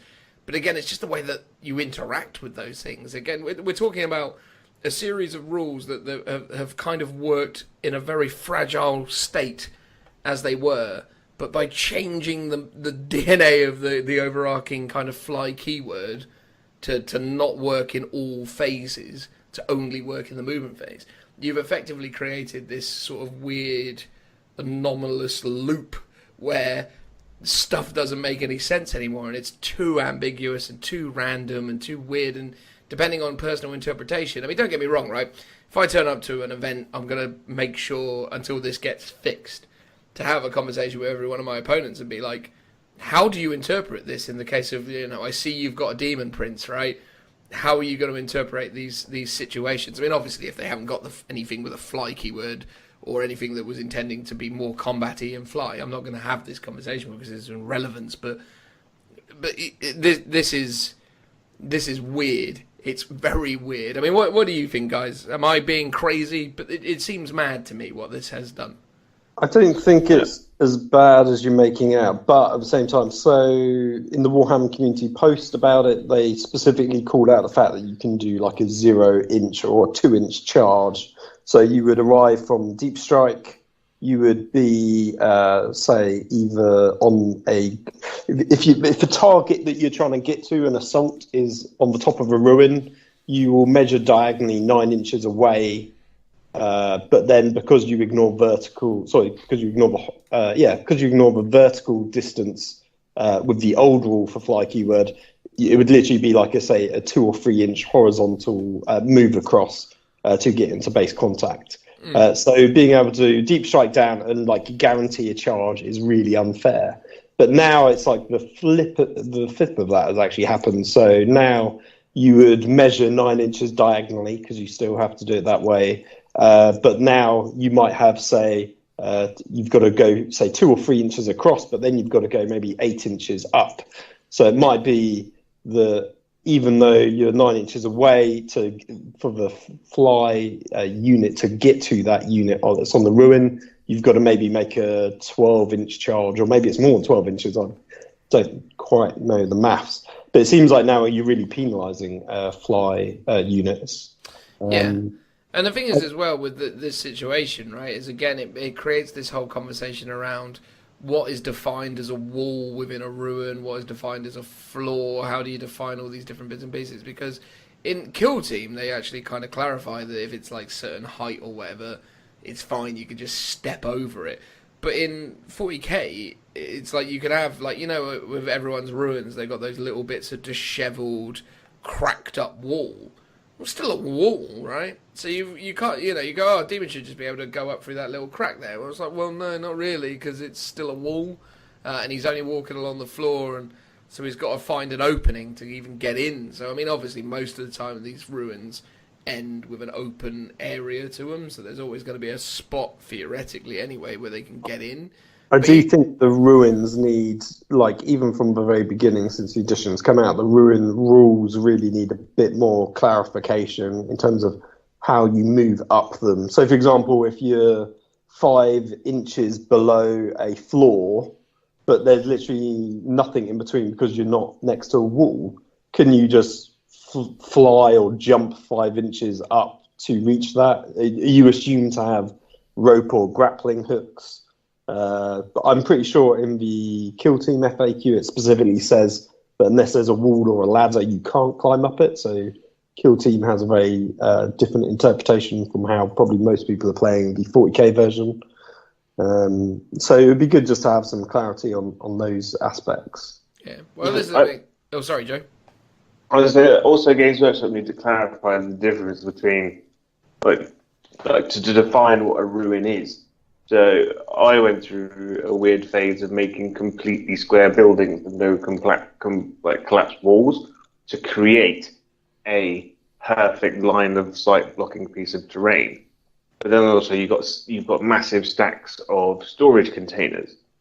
So they themselves are terrain which you can traverse and climb over, but they're not referred to as ruins. So how do units then interact with that? Because you could say, well, this is a perfectly inhabitable building. Your demon prince can't jump on top of this because it's not a ruins. Yeah. I think when you look at this in terms of the movement rules and in terms of everything else, right, it's almost like trying to distill the essence of Warhammer 40,000 and make it a viable, playable, competitive game in 9 pages or 12 pages of rules or whatever they did.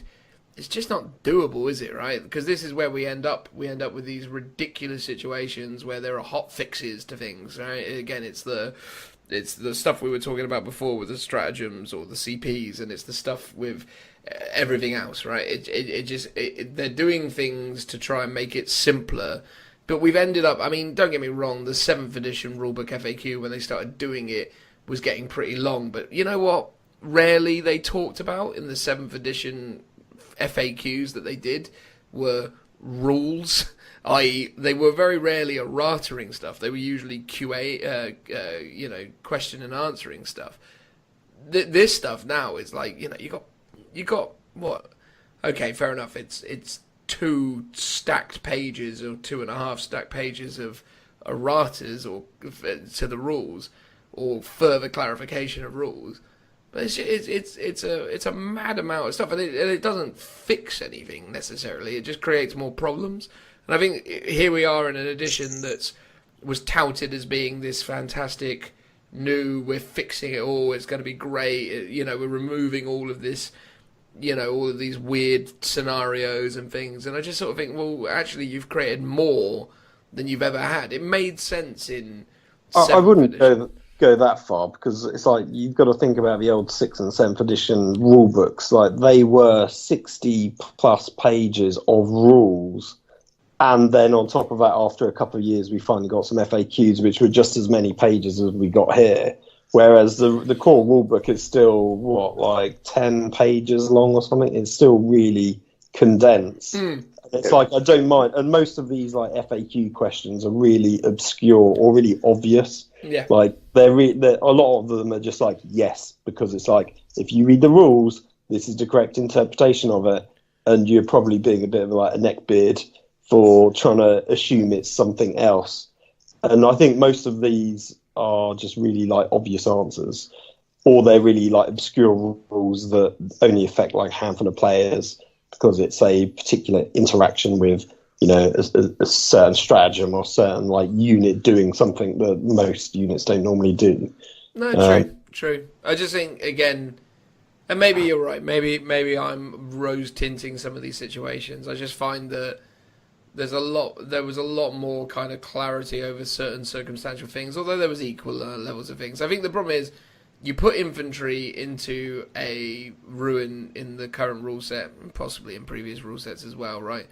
I'm not about to suggest that's probably not true, but you put infantry into ruins now and it just becomes such a weird, ambiguous thing. And again, they're trying to create rules or clarify things to communicate the literal expression of placing a miniature within a piece of scenery and how that actually works in game versus, you know, the real kind of terms of the situation. But the thing I find with this stuff is it's like it's become so crazy because of the fact that, you know, now basically what you've done is you create a situation where effectively, and again, this isn't necessarily not been the case since the last wobbly model syndrome errata that they did, but you've created a situation now that if you can place enough models on the second floor of a ruin, if you can place enough models on the second floor of a ruin that they block anything from getting in on that floor, and they're still in squad coherency and all the rest of it, there's nothing that can assault them that can cause them any issues, right? And that's a huge issue for a lot of armies that rely upon, you know, things like the flying demon princes, things like even things like bloodletter bombs, right? Because again, even though they're infantry and can pop up, obviously they can only do that if you can place a model. And you're well within your rights if someone goes bloodletter bomb, going, yeah, cool, you can't stand on the same level as me, so you can't be here. And, you know, obviously, again, you're getting into ridiculous conversations at that point. But so that rule was exact example was in effect based on the last FAQ, if I remember rightly. But we still had that same issue in 7th edition after like one of their FAQs. So those sort of weird things of, so the only way I can assault something is I've got to shoot at it first to make room. Yeah, which is like, you know, fair enough. Like, it stops you from building like these specific like assault only armies with like no shooting ability whatsoever. And now you've got to go, well, I definitely, if I'm going to attack people in buildings, I need to make sure I've got some shooting capability into my army to actually make the room for me to assault onto. Yeah. I suppose as well, though, right, rather than getting obsessed with how this change is going to affect them within ruins, we should probably just talk more specifically about the changes that we know it has made, which is it has massively amplified the value of a screening unit now. Oh, yeah, definitely. And I don't see that as a bad thing. I don't think that, as intended, is a bad thing at all, because ultimately it was a little bit crazy that you could take a couple super elite like fly units and have them smash past your screen units and go deal with the stuff that they wanted to kill without any real kind of consequences.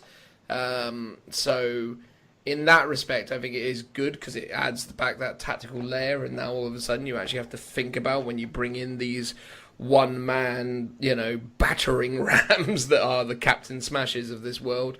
But yeah, it's really interesting. It's a very subtle change, but it has a big impact on things. And I think the way that the thing I'd like clarified for certain, even though I do agree with Phil's interpretation of it, is how this affects things like flying monstrous creatures and what they then do in relation to terrain and things of that nature, because it's bizarre and it's complicated. But there we go.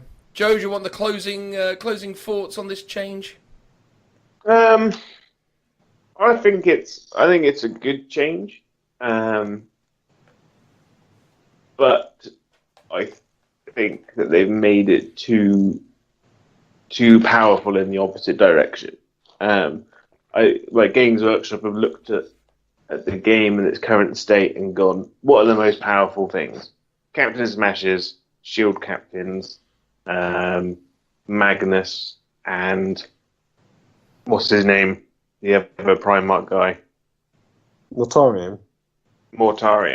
Is he really that top meta though? I don't think. Well, the thing about Mortarion is he moves his 12, 14 inches, and then you warp time him, so he moves another 14 inches, 12, 14 inches, and then he charges over your opponent's lines into exactly where he wants to go.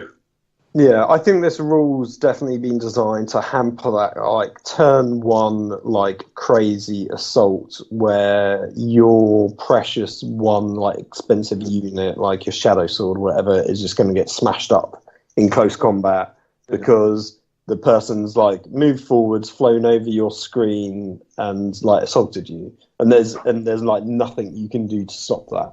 So, personally, someone that's been on the receiving end of that many times, especially from, like, Wave Serpents, that's like, oh, I'm just going to fly over your screen and, like, just tag your tank so they can't do anything for a turn. But, like, those tanks, like the Wave Serpents, can just fly away next turn unimpeded. It's just, like, I think that's actually a good fix for fly units, which are maybe a bit too powerful at the moment. I think what Games Workshop's done, in a weird roundabout way, is tried to make the game last longer. So in the current rule set as it is, like, the game is determined in the first turn of who can smash their opponent the fastest.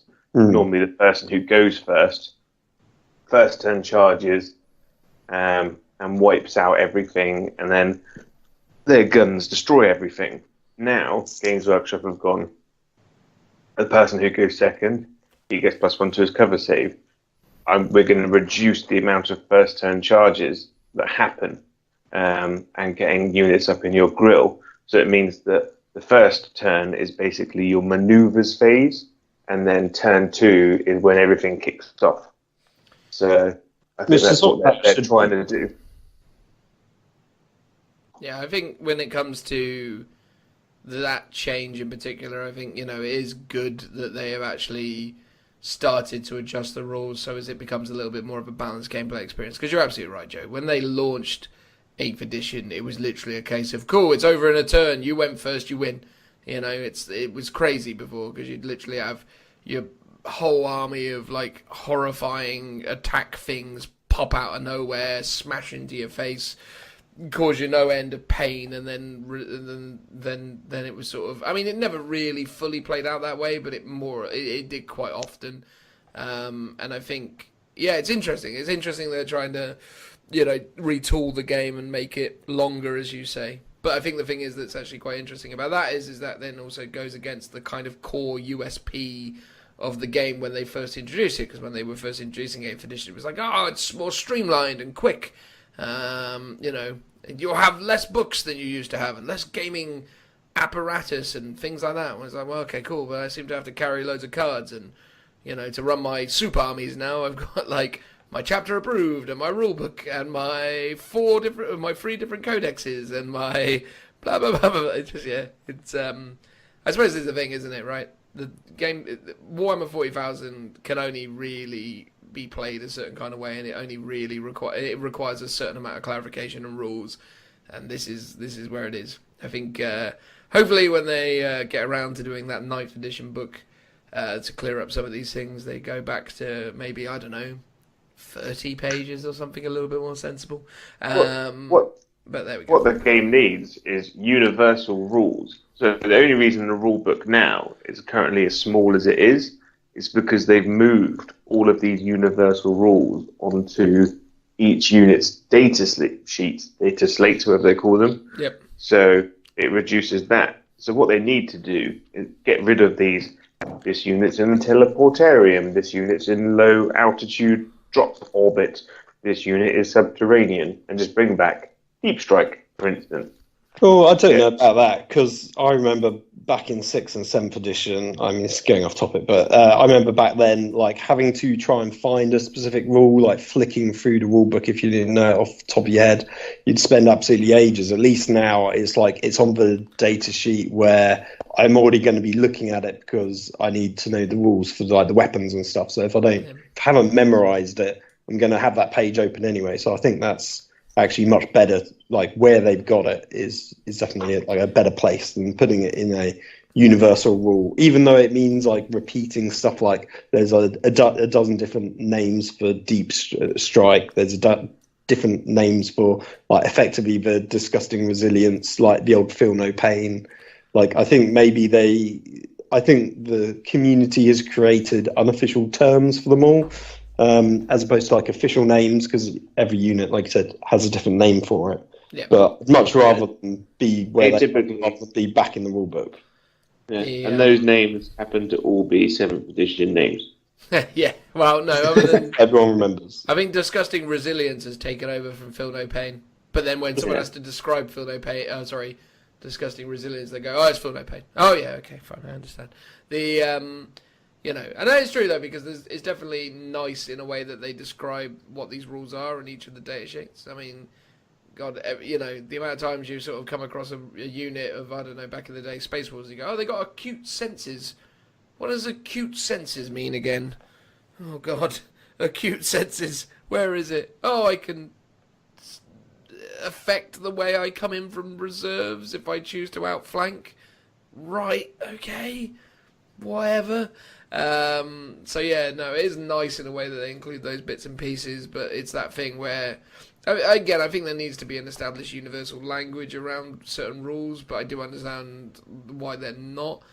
Because ultimately people arrived at the battlefield by different means, Space Marines drop out of Thunderhawks and Elder walk out the webway. It's, fine. I don't mind thematically them having a different name for the rule, but maybe they could just summarize it with, this is a Deep Strike rule, and Deep Strike is this. Just say this is the name for Deep Strike in this book, but it's just Deep Strike. Don't get too confused or whatever. But maybe that's even more ridiculous, because then you've got almost like you've got to have like a key or whatever, like with like you've got to go, oh, hang on, what's Deep Strike mean in relation to this? And oh God. So yeah, I don't mind the way that is. I just think they do need to sort of somewhat standardise stuff. And I think that's what this errata has done as well. Not this one, but the big FAQ, with the way that they've changed certain things. I think they're learning that there are certain things that they can't. There are certain rules that they think, oh, this is fun and cool when they're writing them in the first instance, but then they realise when it goes out into the wild that, oh yeah, that's not really what we intended. But there we go. So moving on from that, we have, the other things in Peak is choose units to shoot with, whatever, it's fine. Choose range weapons, again, measure it. It's a bunch of clarification on stuff, who cares. Choose targets, same thing. Change some third sentence to clarify shooting stuff. Witch hunt, score 1 victory point if at least one enemy psycho unit was destroyed during your turn. Wonderful, no one particularly minds. But we get to the FAQ, and there's one interesting kind of initial statement within the FAQ, which is, can I skip a phase? I.e., do I have to do a phase? And that's quite an interesting one, because they say, so can I ever skip a phase or part of a phase? For example, if an army contains no psychers, can I skip my psychic phase? No, you must play out all phases in the turn and all parts of each phase. In example, you give your opponent may have rules or stratagems that are used in your psychic phase, and so cannot be skipped. So obviously that's interesting, because obviously that again is just a little bit of clarification around that. Weirdly, when I first read it, I thought it actually could have intended to mean that if I have a psyker, can I choose just not to use any of his psychic powers for fear of perils of the warp? And clearly that's still in effect. So you don't have to, you just have to acknowledge that the psychic phase happened, which I guess everyone does anyway.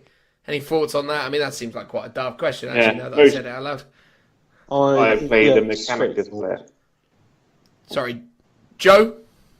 We both talked at the same time then. That's very bad. Basically, I played a Mechanicus player the other day who was like psychic phase, and then he'd laugh hysterically and then go into shooting, which is a weird way of acknowledging that it happened. But most people just go movement phase, and then they go, psychic phase, and then they just carry on. I think people acknowledge the fact that it exists, but don't clarify it's happened and now it has ended in a formal speech. There you go. There you go. Make any sense? Yeah, I think it's almost more. It relates probably more important to one of the rules later on, such as can I heroically intervene in my opponent's charge phase, even if they did not declare any charges? And it says yes. So obviously the intention of that is even if none of you are doing any charges, you can still heroically. Oh, actually no, then you couldn't heroically intervene because you do. Oh no, yeah. So you don't need anyone to charge, but you can still heroically intervene. So you basically can't skip the charge phase either, which is probably more important than skipping the psychic phase.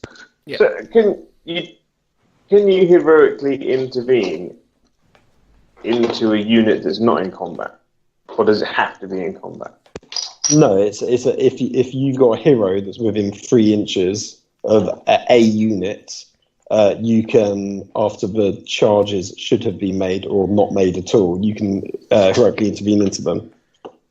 Well, that's quite interesting actually, because like there's been situations that don't come up very often where your opponent's like, I'm not going to charge you because I'm going to lose that combat, but I'm going to stand 2 inches away from you, so that you have to either shoot me in the shooting phase or go around me.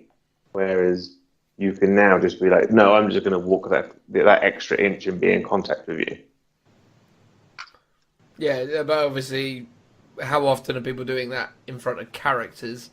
I mean, maybe in the case of Imperial Knights that could happen quite frequently, but most of the time people are doing that sort of shenanigans to box in a Baneblade or to box in some tanks or to, it's usually always done to contain something. Well, it's also really quite helps helpful as well. Or for Space Wolves that have a 6-inch heroic intervention as well. Not Logan Grimnar on his Storm thingy. Honestly. Because they didn't fix him in this FAQ, so he still doesn't have the 6-inch heroic intervention. Well done. Well done. Well, maybe the intention is he's not meant to because he's a vehicle now, not a infantry. I mean, that actually, if you look at all the erratas they've got in it, the Space Wolf errata is mental. Like, you look at the Blood Angels errata / FAQ, it's about 4 points. Look at Space Wolf, it's 3 pages, including a whole load of Warlord traits.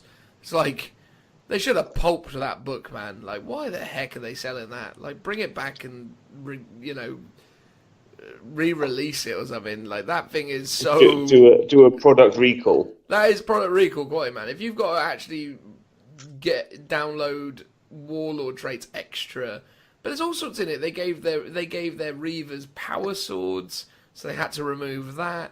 They forget to call things Wolfguard that are clearly intended to be Wolfguard, so like their ancients weren't Wolfguard and all this sort of. It's like, it's a horrible mess. It's like just recall it. It's really bad. Like, in terms of... I don't think it's that bad. It's like, just looking at it now, it's 1 page of erratas where they're actually changing the wording of stuff. 1 page of FAQs, which is actually half a page. And then there's 1 page which is the Warlord traits, which is what they gave out sort of before the Codex was even released. But that's bad enough, Phil. If you've got a whole section of your book wrong, it needs to go back, doesn't it? I mean, it's basically 1 page that was completely replaceable, and you can print that page out and just stick it in your codex. They should sell it with Pritt stick, and like it comes with it. As an example, my name is Timmy, and I am 9 years old with my mum going into Games Workshop, and he's like, I really like Space Vikings. They seem really cool. What do I need to start? And the salesman's like, well, you need to get this battle force and these characters and this codex. But when you get home with the codex, tear these pages out and print off new ones to replace them. And then the mum is like, this sounds like a load of horse doo-doo. No, collect a different army. Well, again, though, right? And again, it's changes like... I mean, we had this conversation before about when they introduced the rule of three, which, again, is a sensible rule, and it's fine. But here's the thing. The rules as written in the rule book have no reference to this stuff that you've added in. And okay, yeah, sure, it's freely available if you have the internet and all the other stuff to get it. But, you know, there are people who probably, after 8th edition came out, bought 6 Flying Hive Tyrants because they were like, oh, this seems cool, and I'm going to collect this because I like this model and all the rest of it.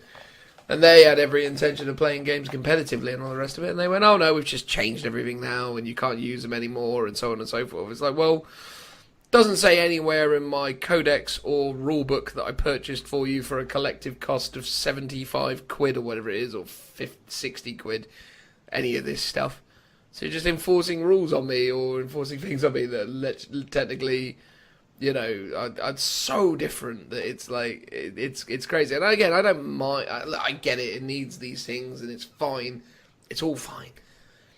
But it's that thing where it's like, in the case of the Space Wolf book, just recall it. Like, the Warlord trait stuff alone is enough to recall it. It should have been recalled. And yeah, okay, fair enough. Your point about the full extent of it, right? So you got, Warlord traits are wrong.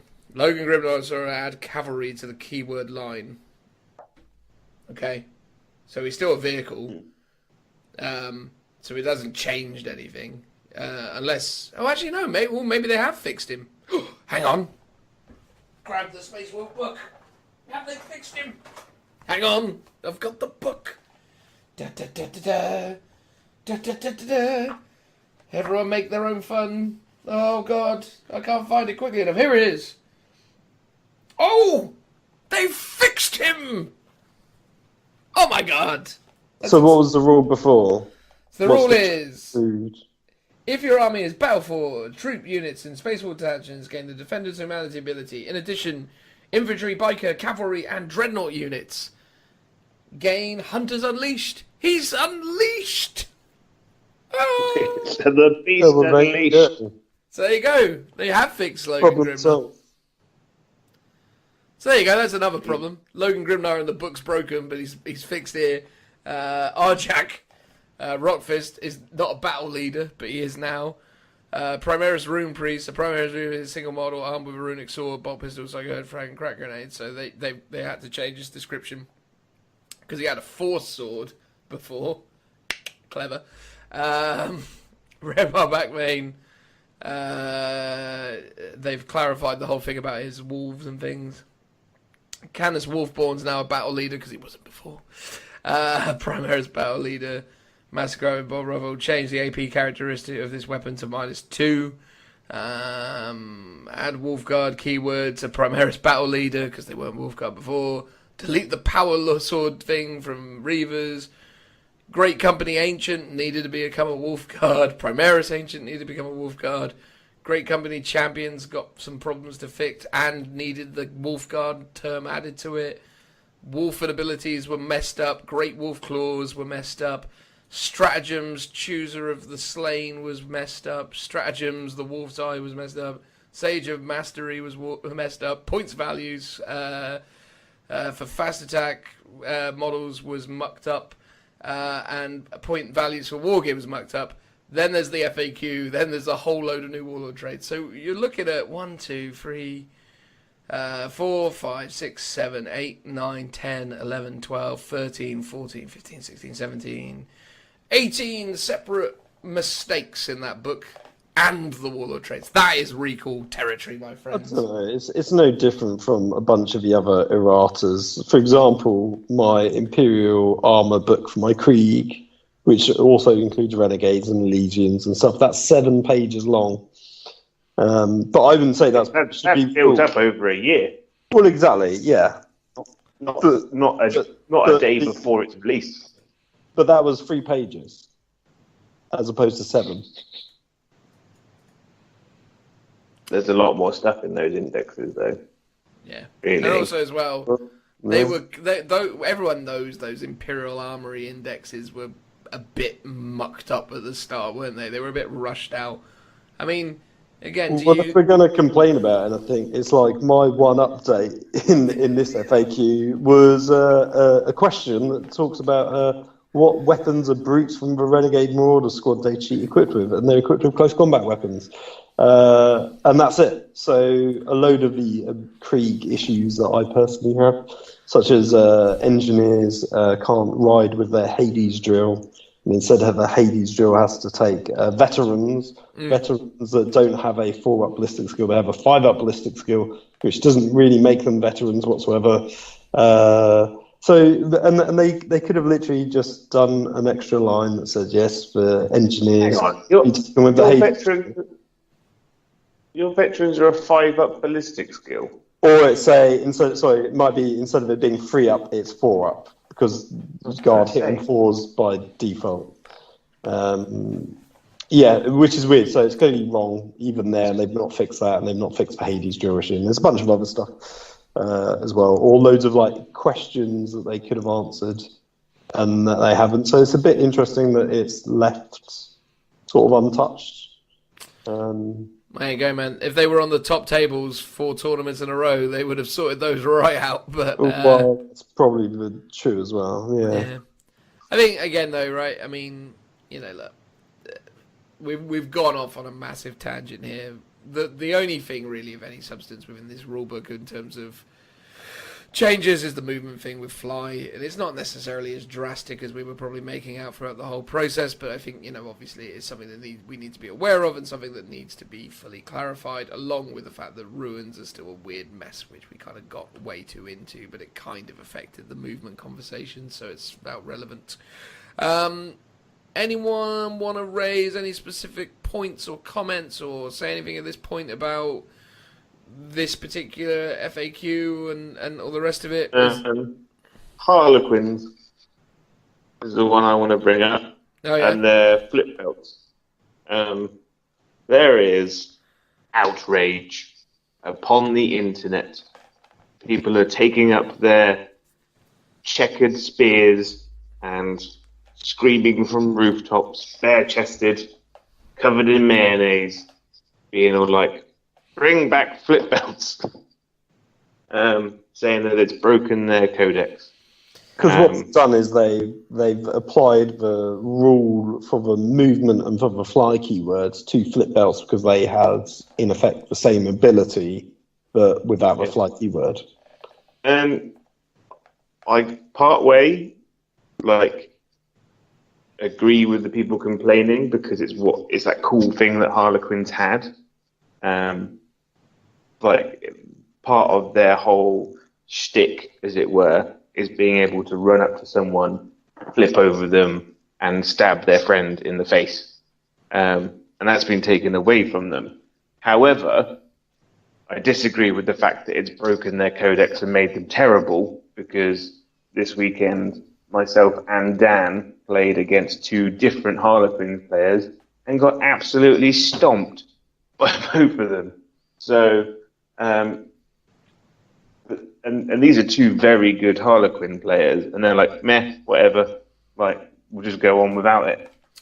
I'll be honest with you though, had I properly understood the changes to the movement situation with regards, so the guy I lost to had an awful lot of jet bikes, and had I fully appreciated or understood the changes to how jet bikes are salted now, I would have probably have wiped the floor with him, because I would have just bunkered up on ruins and gone, what? Because I actually had picked a board edge covered in ruins, so I could have literally I could have really caused him a lot of aggro and just let my my hemlocks just constantly just burn away at him. But as long as I took out the infantry anyway, it wouldn't have been a massive issue. But yeah, no, I mean, that's the thing. The Harlequin change is not just, it doesn't just affect the infantry, it affects the bikes as well, because so much of their army is based around the fly keyword, right? It's either flip belts or it's fly.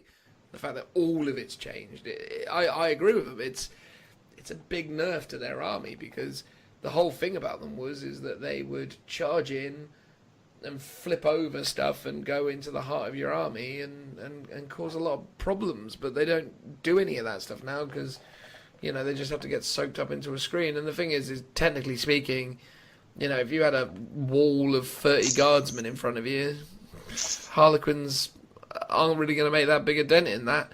So I do understand. I think, Harlequins are still like the elite of the elites, and against the army I took, they performed really well because they had answers for everything, and again was played by a very good player who did a great job, and I played it totally wrong. I think in your case, Joe, wasn't it a weird building thing that mucks you around, or?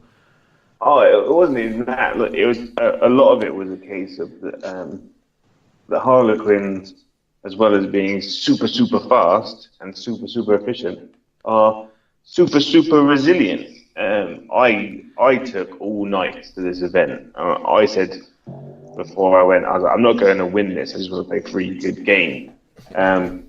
But knights deal a hell of a lot of damage, and the damage output is insane. The Harlequins with a 4-up infant is even more insane because they could just soak up the damage so easily. And my opponent Sam, and he was rolling really hot for all of his saves.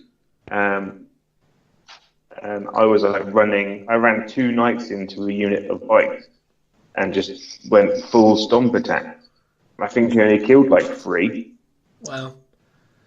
Well, there you go.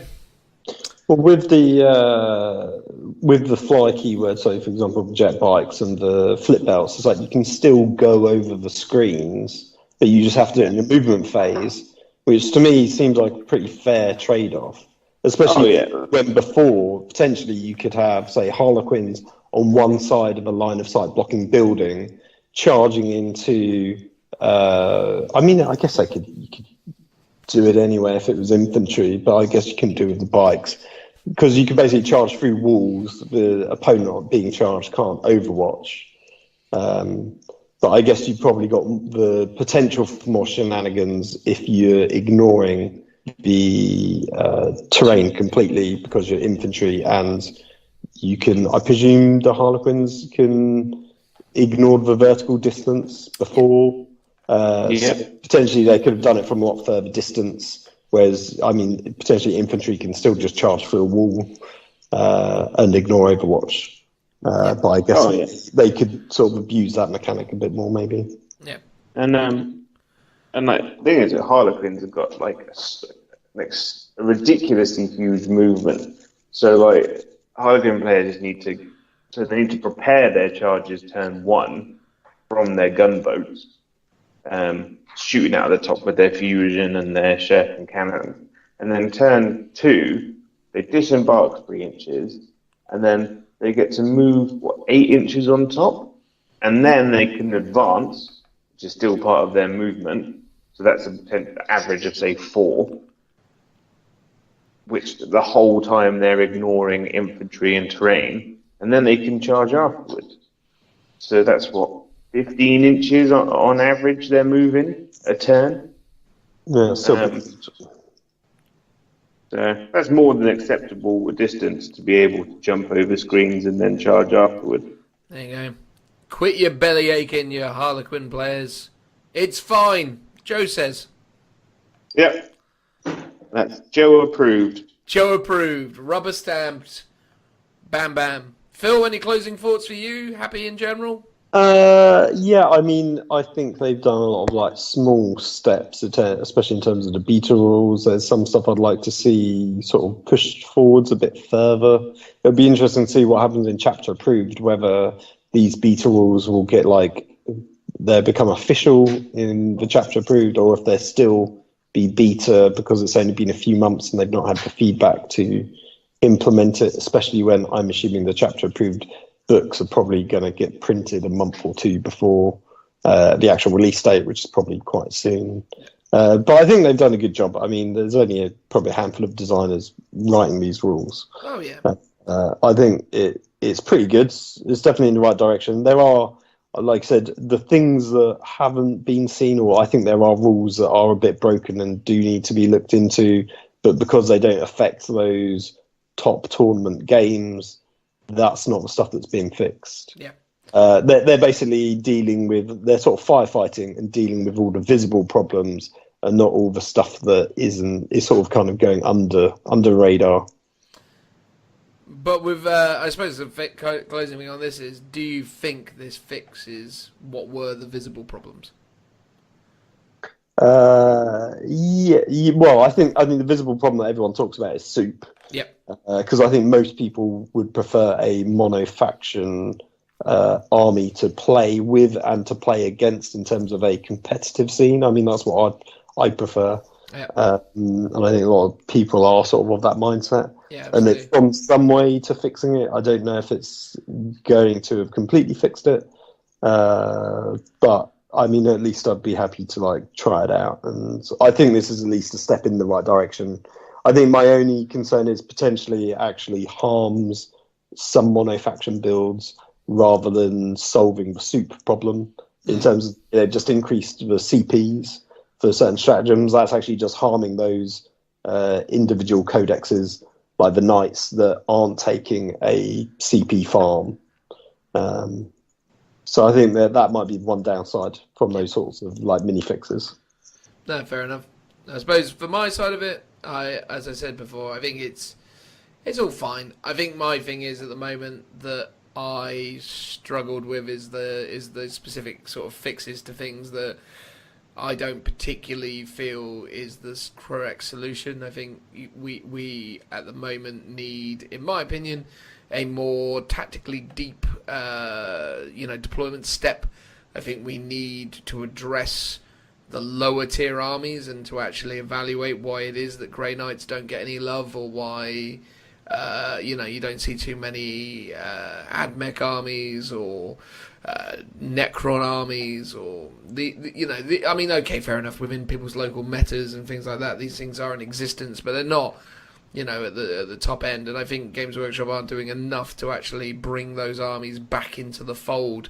As I say, I think they keep trying to chop down the top of the tree, as it were, rather than trying to actually, deal with the rest of the kind of field and work out how they can make things like Grey Knight Terminators better. How can they make things like Gene Stealers better? What do we do about these units and what they represent in the game? Because and I mean, make Terminators better. I mean, Terminators are one of the most iconic Warhammer 40,000 units, and they're terrible. Fix Terminators. But they're one of the most incredible pieces of IP you have, and they're terrible. Fix them. It's crazy. And then in closing, I think overall, though, again, as a statement of intent for what might come in the future, I'm interested. I mean, chapter approved, 2018, 2019, whatever year it's going to be, is interesting, I suppose, just because it's going to have Sisters of Battle in it, which is super cool. But yeah, I'd be really interested to see whether they do some points adjustments and also some stratagem adjustments to armies like Grey Knights as an example. But Orktober is upon us. Orktober. So yeah, looking forward to seeing what that does. And looking forward to talking to Joe or you, Phil, next time about your Grand Tournament Heat-Free army. Ooh. It's going to be exciting. So for that, we will end it here. This has been the Lookout Sir Warhammer 40,000 podcast, episode 6, talking through FAQs and erratas. As predicted at the start, it's gone on quite a bit. So if you've made it this far, thank you very much for listening to all of this noise. We really appreciate the ongoing support. Thank you very much. Please consider subscribing to our YouTube channel or saying nice things about us on iTunes. We do really love it. It validates us in a way, doesn't it, Joe? It brightens my day to hear nice things about me. Absolutely. It brings and you guys. Well, of course, absolutely. As does me. I take a huge amount of pleasure away from when people subscribe to us on YouTube. It gives me an overwhelming sense of self-importance, and I need more of that in my life. My head needs to inflate even greater. So come on, make me feel even better than I do already. Like and subscribe. Any additional points on that front, Phil? No, I think you've got everything pretty well covered.